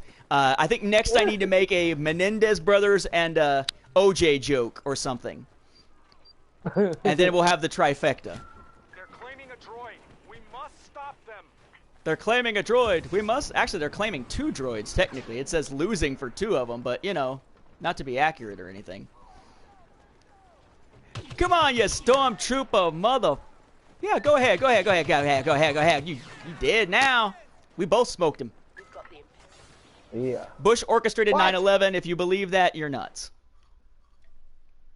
I'm honestly. a little nuts. Take the time to actually take a look at at. actual history versus conspiracy theory bullshit. Like, you can't melt steel. Steel don't melt. How do you shape steel exactly? Do you know how you shape steel? Oh, you melt it. Etc. etc. Now, Bush took a hell of a lot of advantage of 9/11 and used it to basically fulfill his foreign policy agenda, which included cleaning house in places like Iraq. Absolutely. But that's documented. That's within the 9/11 Commission report. That's within congressional testimony from former Bush staffers. Yeah, okay, thank God, Jackson. I almost thought you were crazy for a second. I didn't think you were crazy. I was like, no, he can't be crazy and graduate. He's got to graduate and be sane, please. I didn't get anything from my shooting people. What the fuck? Oh, now did you get a? I missed. How many did you kill? I killed 8 people in all. That's odd. But did you kill them all with a blaster pistol? Let me switch to a blaster pistol and see how many it takes to get a streak. Because usually I can get at least 1 streak in a match. Usually not more than 1, but 1 usually. They did teach about Watergate, among other things that we didn't learn we should have. There you go. Watergate. Oh, sorry, didn't teach. Excuse me. Sino says they didn't teach about Watergate at school, among other things that they didn't get learned that should have. Wow.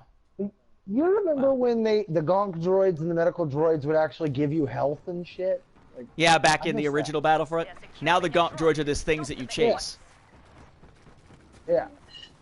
So basically, if I'm running around acting with my Clinton voice, that means that I have to refer to every gonk droid as like Paula Jones, or Monica, because he's constantly chasing them. Or we need to refer to them as Skirts, because he was chasing Skirts all the time.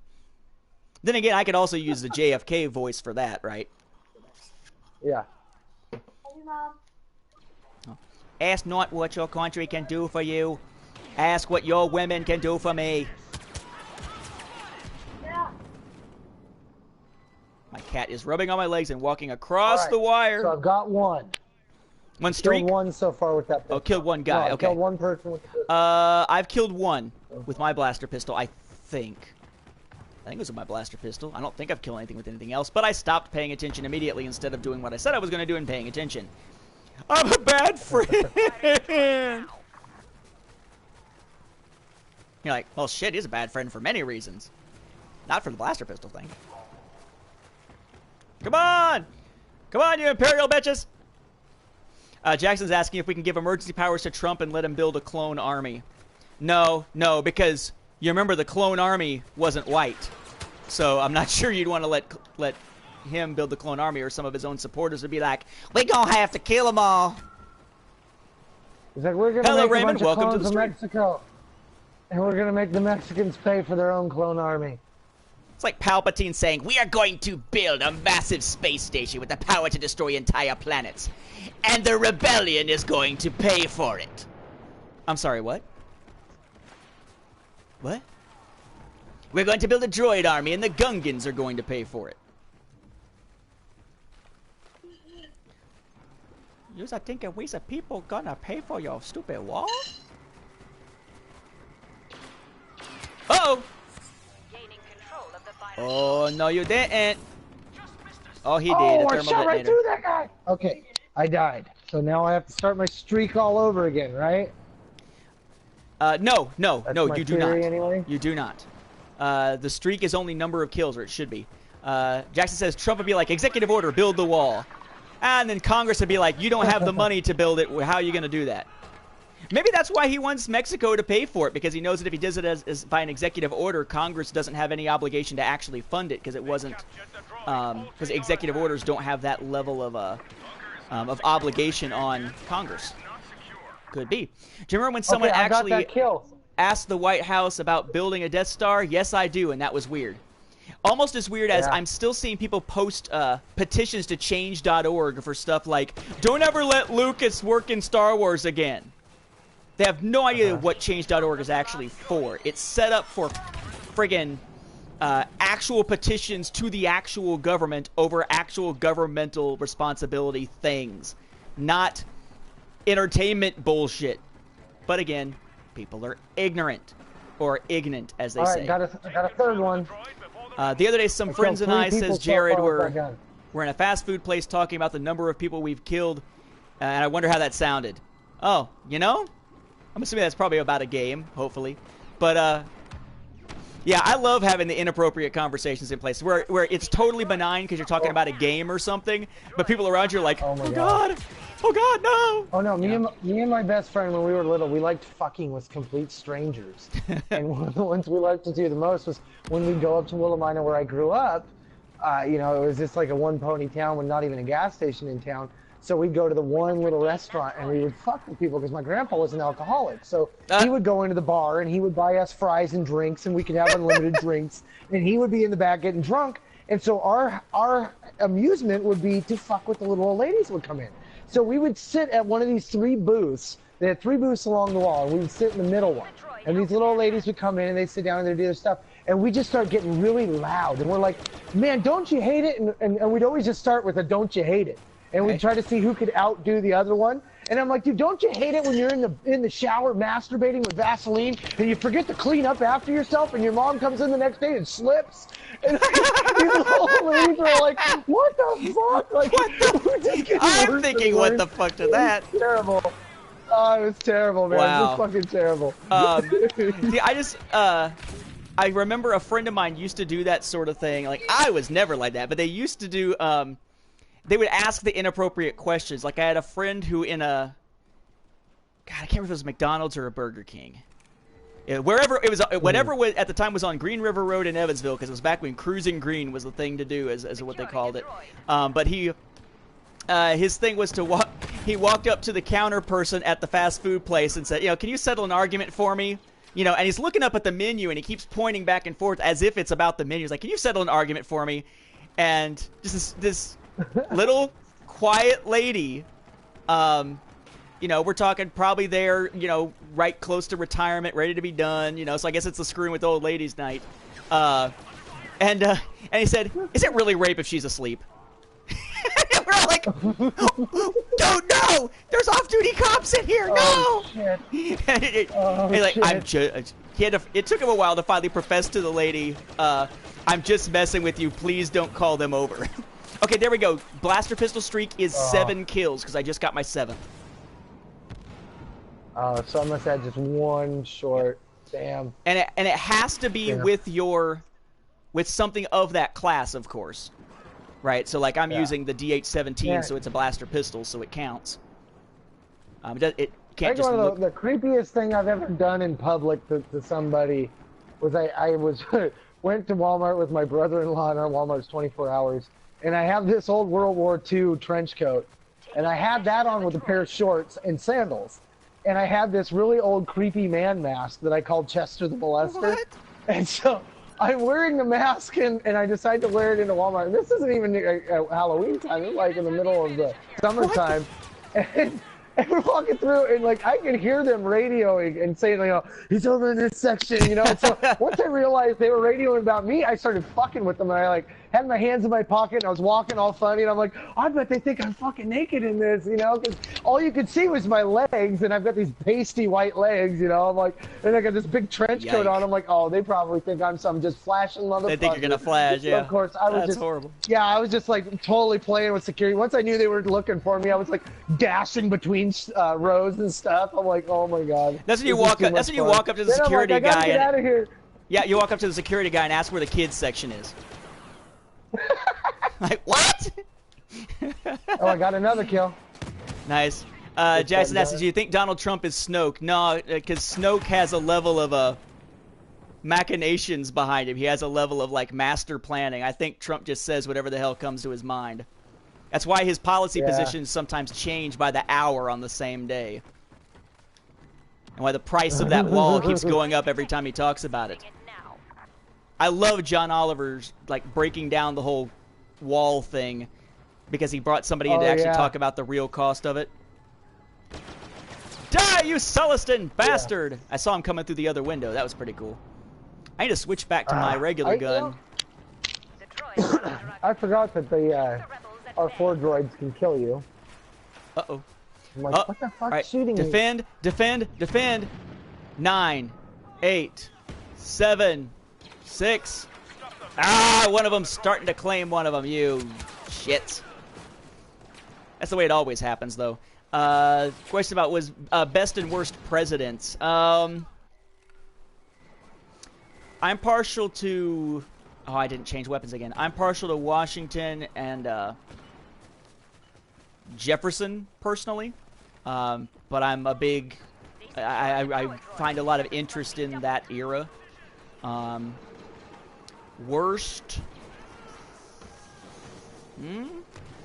And we've had ones that have been ineffective. We've had ones that have been effective in ways that they really shouldn't have been constitutionally. And then we've had some that were just dangerous in precedent. I would almost have to probably say worst would be...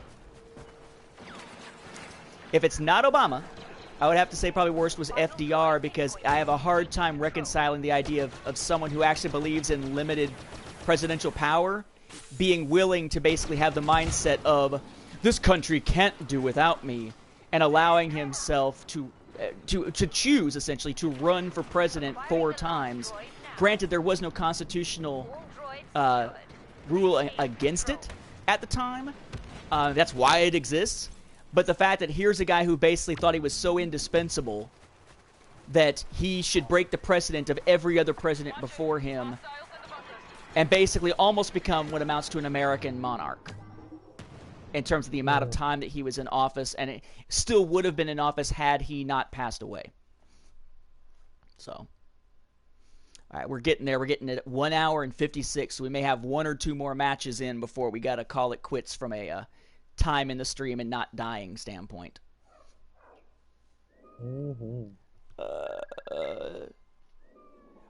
But no, I'm a big, I'm a particular fan of the founding era, because I just find the way that they sort of deviate from everything of the time was fascinating. I mean, they take the Enlightenment ideas and just run with it in a way that you didn't see elsewhere.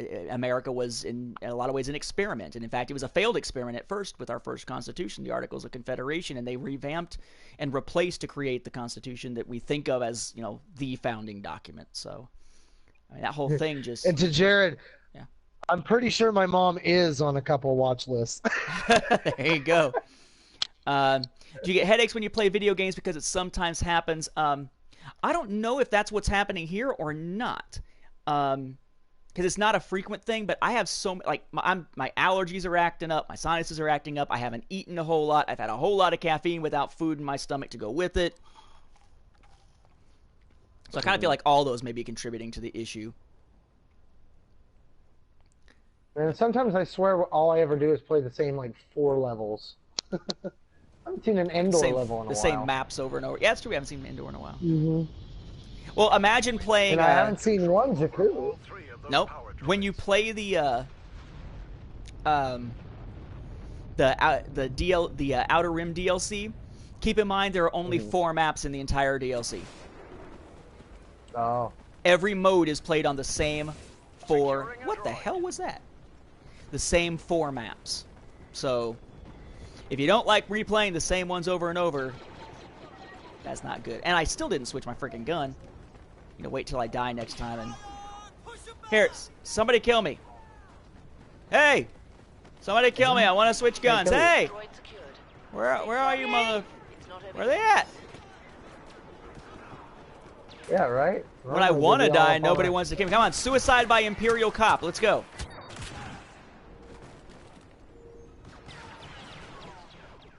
See, and that's speaking as someone who is an economics teacher. I would say that's the argument that he saved us from the Great Depression is bull. Because FDR's policies, if you look at the actual economic numbers of the time, given the amount that was spent and given the way the policies played out within the span of their initial few quarters of economic activity, his policies actually deepened the Great Depression. He didn't make it better, he made it worse. What saved us from the Great Depression was World War II. that's when the economic changes happened, because that's when a lot of the men who were unemployed became essentially employed by the military as they went over to fight. A lot of the unemployed and women entered the workforce to take those jobs. Economic activity went up. Economic war production went up, and you wound up seeing the GDP grow that starts to sort of drag us out of that time. The idea that FDR saved us from the Great Depression is one of the great economic wives' tales, I guess is the way to put it, urban legends, so to speak, of history. From an economic standpoint, there's not even remotely. And as we saw, I mean, you can't spend your way out of a depression in terms of government spending. It has to be, in some degree, private sector, or it has to be something that employs within the private sector to a large enough degree that it's essentially a public sector thing that is private sector oriented, if that makes sense. I forget the exact term for the crossover between those. There is a term for it, but hell if I remember what it was. There we go. Winning again! They're securing a droid. Keep it out of their control. We're winning! No, we're not. We're winning! No, we're not. We're winning! No, we're not. We're winning! No, we're not. We're winning! No, we're not. Welcome to Droid Run. I think there's only 3 guys on the other team, dude. No, the other team is full. There's one guy that's sitting there in the gray because he's not fully in the match yet, but their team is full. Their team just apparently sucks. Wow. Turn this around. Let's turn this around? Why are they saying let's turn this around? It was just one. We've lost one, right? Turn the thing around. There we go. Apparently we suck, yo. Yeah, I guess Reagan was good. I think Reagan, from an economic standpoint, was solid, but a lot of the things that helped him were essentially an economic return, coming back from the cycle from Carter's years, like the economic business cycle, just kind of cycling next. But I think his stance within the Cold War, and helping to end that from a policy standpoint, particularly working with Thatcher to do so, was pretty important. Yeah, so I'd put him on the list of some of the most. He's not one of the most interesting to me, so not necessarily a favorite per se, but certainly on the good side of it. Have I heard of the Robert Garrow case? Doesn't ring a bell. We've captured the droids. Keep defending. And Ketsu and Sabine were playing a game of Droid Run in Rebels. Oh, that's true. They were trying to claim the droid. Granted, it was just one though.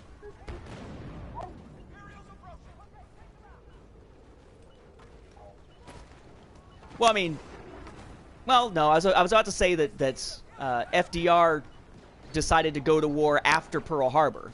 He kept us out prior to Pearl Harbor, so. And he doesn't sign to declare war. He convinces Congress to declare war. Congress declares war. That's where the famous, December 7th, 1941 thing came from. It's his speech asking Congress to declare war.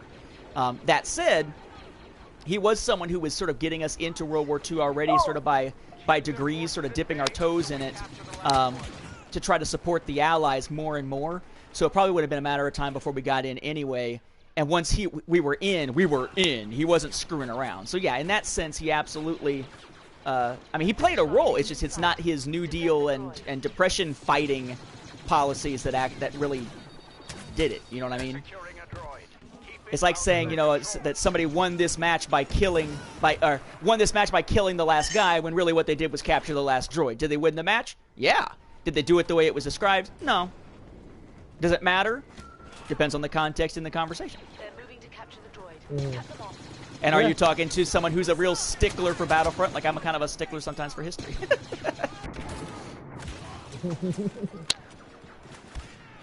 Oh, dead. All we are is dead. Claim all droids. We've been claiming them. It doesn't matter until the last 30 seconds. Who cares? Leave me alone. Oh, wait a second. I switched back to my regular heavy blaster. I didn't switch back to the blaster rifle, so these aren't counting toward my stuff that I need. Kill me. Come on. Kill me. Let me switch weapons. That's what happens when you're a game where none of your characters, except when you play as a hero, have any form of identity, and you have absolutely no investment in the character whatsoever. They're just all cannon fodder. You're just willing to throw away their lives for nothing. Except for this Weequay. I feel for the Weequay because he doesn't have a butthole, apparently. I'm pretty sure that'll get him some kind of a rebel VA hospital kind of thing going on. With the line, I'm sure, is as long as it is for us. Oh, crap, we lost him. Oh! Mouse. We're capturing a droid. Stand by. And as long as we're capturing one, as long as we keep them from holding all three, it only matters who's got two of them in the end. Pretty much every freaking time. Ah! Can't deploy here, can't deploy here, can't deploy here, can't deploy here. I want to deploy my... Ah, you son of a whore. I turned around and there's a stormtrooper behind me. I was trying to drop the... drop my infantry turret and it wouldn't let me. Stormtroopers nearby. Ja think? Durr.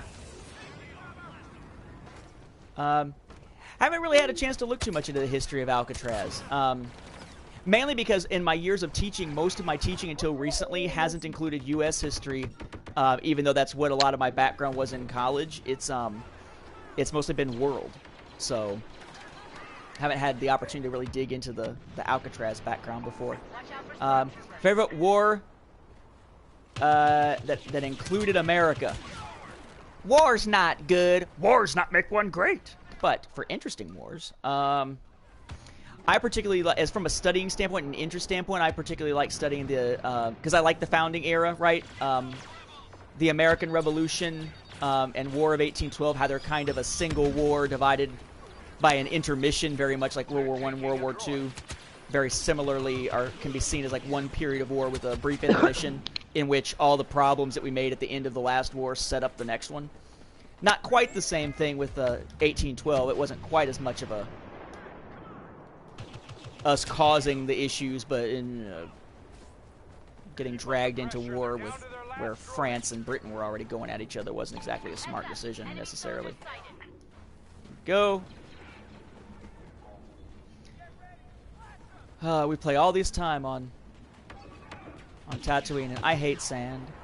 It's coarse, it's rough. I do, it gets everywhere. It's coarse, it's rough, and it gets everywhere except my Weequay's butthole because he doesn't have one. We have the droids. Let's end this. Believe it or not, I'm not at all looking forward to playing Battlefield 1 because I don't play really Battlefield or Call of Duty, like, at all, really. I played Call of Duty 4, Modern Warfare. I played Call of Duty Black Ops 2 on the Wii U, or Black Ops 1, I guess. Whichever one was on the Wii U, just to kind of have another game to do that off-screen play. And then I played Battlefield. I have Battlefield 3 because it was free from PS Plus. I don't think I ever played it. And I've got Battlefront. I bought Battlefield 4 when it was on sale, but it wasn't to play. It was so that I could basically compare the engine of that game to the engine of this game because it's the same engine used slightly differently to see if things like the shitty jumping in this game were engine issues or if they were specific to Battlefront. It turns out a lot of them are engine issues. So. Ooh. All right, there we go. Go. Die! Defeat. No! We lost. We lost because in the last 30 seconds, they had 2 and we had 1. So, yeah. Tell you what, let's jump out of this, go into one match of something else, and that'll be our last match. We can call it a day. How does that sound? Righteous. Cool. Cool. Vasil. You want to try and see if your computer can keep up with the Starfighter combat? Or if we can try it. It's gonna be I can try. It's gonna be kind of a mess, but I can try. You gotta check out if you're interested. Oh, where did I put it? As this is going to the next match.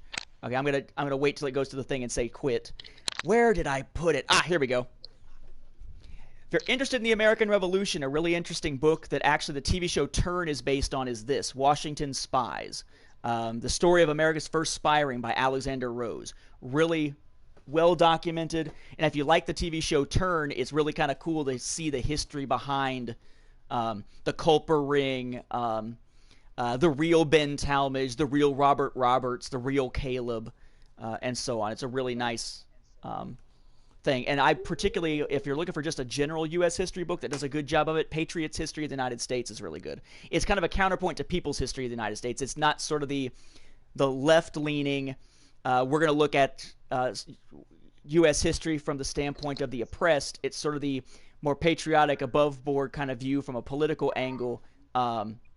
I forget the guys' names who wrote it, though. I've got like the regular book, the ebook, and the audio book of the thing, though. The audio book's like 50 hours or some crazy shit, but it's good.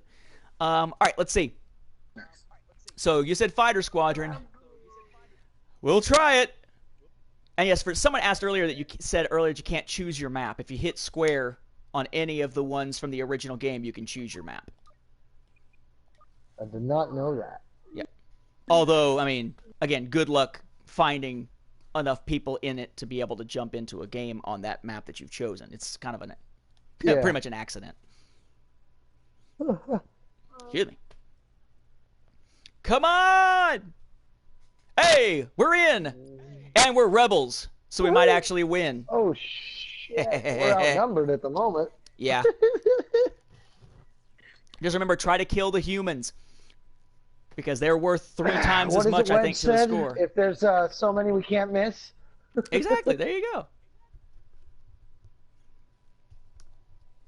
I like that screen with the A-Wing on there. Wipe them out. Good. All of them. Every damn one. Kill them all. Execute every motherfucking last one of them. It would have been great if he would have Palpatine would have gone into that Pulp Fiction line. Jared says, Trump's son saying that people need to see Bay's Benghazi movie to vote was the height of propaganda. Yes, it was, but so was telling people, speaking of go see a movie, so was telling people, well, actually it had nothing to do with an organized terrorist attack. It was all because of a YouTube video. So, oddly enough, movies play into political bullshit in both cases when it comes to the Benghazi attacks. Oh, yeah, I'm getting all kinds of... I'm jerking back and forth. And my wife is nowhere to be seen, so it's not a good thing. Oh! Oh! Oh, and I'm dead. I got killed by Tennessee Farmer 1. And we're already losing 15-53. This will be an inauspicious ending. Is somebody already the Millennium Falcon that we can see? TN Farmer 1 got me too. Is somebody already? I don't see anybody with it. Because I'm usually pretty good at scoping out, like staying low and scoping out the hero ship power-up icon, and I don't see it. So I'm assuming somebody is the Millennium Falcon already. Given that yeah, I can hear it. I can hear its cannons going, I think. Something that helps to not have the music playing. Yeah, it is jerking me all over the place because of this lag. That's okay, I'll still kill a bunch of them. Kill them all! Let the Force sort them out. The only good bug's a dead bug, Unruly Shadow 79.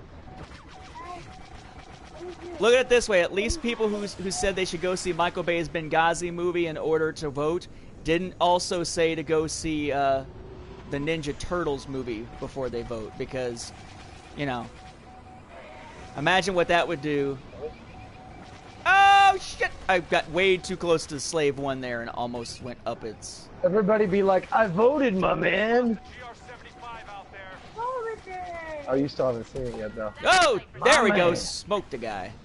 I love Fighter Squadron. I don't like the jerkiness of whenever I'm trying to play on a stream, but man, do I love me some Fighter Squadron. More proof that we need a new Rogue Squadron. Revenge. TN Farmer 1, you going down, sucker! Man, we are losing like crazy. Is the hero signal? The hero thing not here yet? Oh, Sahil on our own side stole my fucking kill.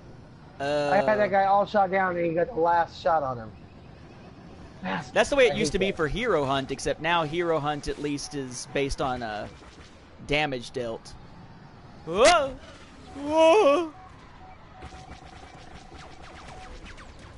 I'm shooting almost nothing but AI because I can't... Oh my gosh. It's like my controller is having a seizure.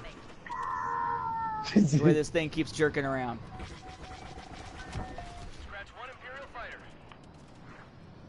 Oh, and I'm number 2 on our team. So apparently it's not screwing me up too much, apparently. I said apparently twice in that sentence.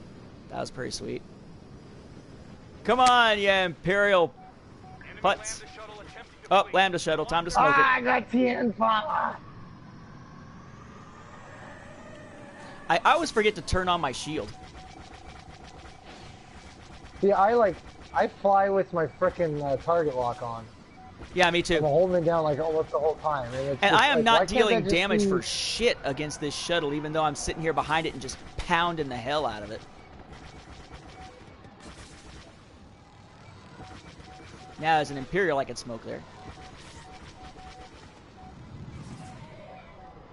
The Imperial shuttle won't be making it to base. Nicely done. Nicely done. Oh! Oh, there we go. Hero. Time to get the Millennium Falcon into this battle. You got it? Almost. I'm about to have it here. I said I got real good after a while of being able to pick out the those hero symbols and staying low so I can grab them. Like earlier today, I played a match as the Imperials, and I played as Slave 1 4 times in the same match because every time their Millennium Falcon spawned, I kamikazed into the son of a bitch. Because that's about the only way you can take down the Millennium Falcon easily as the Empire, is kamikaze into it with Slave 1. We gon' Prime did it. He turned the tide is what we're going to do. Because right now, we just turned the tide. It is 127, 119. We are going to turn that frickin' tide. Whoa, except I'm getting myself all discombobulated because of... There we go. Up, I hear Slave 1. I just got to make sure that whoever's playing Slave 1 doesn't kamikaze into me. There we go. Shake their missile lock my butt. I don't need to. I'm the frickin' Millennium Falcon. I'm the Juggernaut, biznatch. Okay, where's the... Oh, it's our... Just trying to escape. Okay. Oh, I think Slave 1's low on health. Where is he? Where is he? Where is he? Where is he? Where is he? Oh, he's not super low on health, but that's okay. He's close enough. I'm gonna burn into his butt. They brought down our transport ship. Yeah, they brought down our transport ship. Yeah, yeah, yeah. Alright, except now I think Slave 1's gonna probably come after me, so I better get my butt moving. It's okay, I'm on his ass at the moment, I'm with you. Yeah. If you don't like me, said I'm love on his ass. Fighter Squadron. I am on his ass like stink on shit on a dirty diaper. Oh! I'm on his ass so bad I'm glitching. Alright, I need to find him. Oh! I got him! You got him? Nice. Yeah. Great shot, kid. Don't get penisy. Yeah. Yeah. It's like the one really funny line out of the Family Guy Star Wars specials. I still love the fuck off. See, I find that the epitome of why I don't like it. It's just, they're crass for crassness' sake. They're not even creatively funny. It's just crass. Okay. Whoa. I think I'm too far. There we go. I was getting too far away from the battle there for a second. Oh, dude, this battle's over, buddy. Oh, yeah. We got one more kill to go. One more kill. It's over. This guy's mine. Oh, die. Booyah! Yeah! Turn that. We were down. They had as. Oh, and you took dude! number 1. That's what I'm talking about. Oh, that's what I'm talking That's about, a great man. way to end the stream right there. Yeah, well. Damn. Nice. Most kills. Most human kills, because that's all that counts on that screen. Very, very nice. Yeah, we were down, what? It was like 100 to 50 or something, wasn't it? Something like that, or 80 to 40 or something. We turned that sucker around. Pretty brutal. Got the hero in there, took out Slave 1. Woo! This is what, see, this is the kind of shit that you guys would probably love to see from Frantic Fighter Squadron stuff. It's just, that jerking around just, to me, makes for a bad, hard-to-watch stream. But, man, I love me some Fighter Squadron. Is it late on the East Coast? You know, actually, I have a shoe that's sitting over my clock over there. It is 11:48. It's almost midnight. All right, now I should split. We should wrap this up because it's already at 2 hours, 19 minutes. Usually a little while after 2 hours, that is when it starts to croak.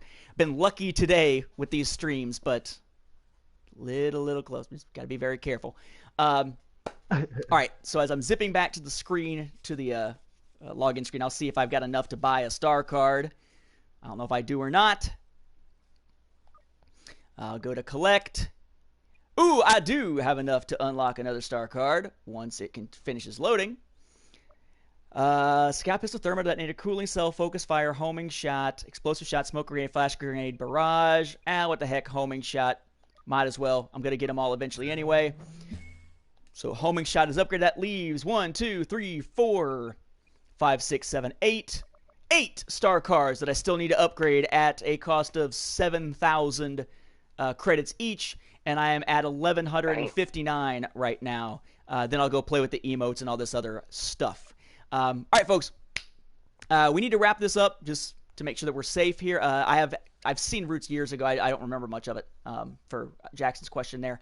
Thank you all for watching. Thank you, Mark, for being here, playing, and killing Slave 1. Yeah. All that kind of stuff. It was fun to actually do something where I could kill some people at the end. You're like, see, yeah, I'm not a complete fucking loser at this game. Exactly. All right, folks, final spiel, of course. You can hear me and Mark discussing legends and canon Star Wars stories on Star Wars Beyond the Films over at StarWarsReport.com. You can also hear me and Michael Morris talking about Star Wars gaming and a little bit of collecting over on Cloud City Casino, also on StarWarsReport.com. And you can find my Star Wars Timeline Gold, the most comprehensive Star Wars chronology available anywhere, over at StarWarsFanWorks.com/timeline. Of course, on this channel, you can find from the Star Wars Home Video Library, you can find my vlog, The Voice of Reason or Lack Thereof, things like a guide to Disney Infinity for Star Wars fans, and more and more and more. And I'm getting faster and faster at being able to say all of that.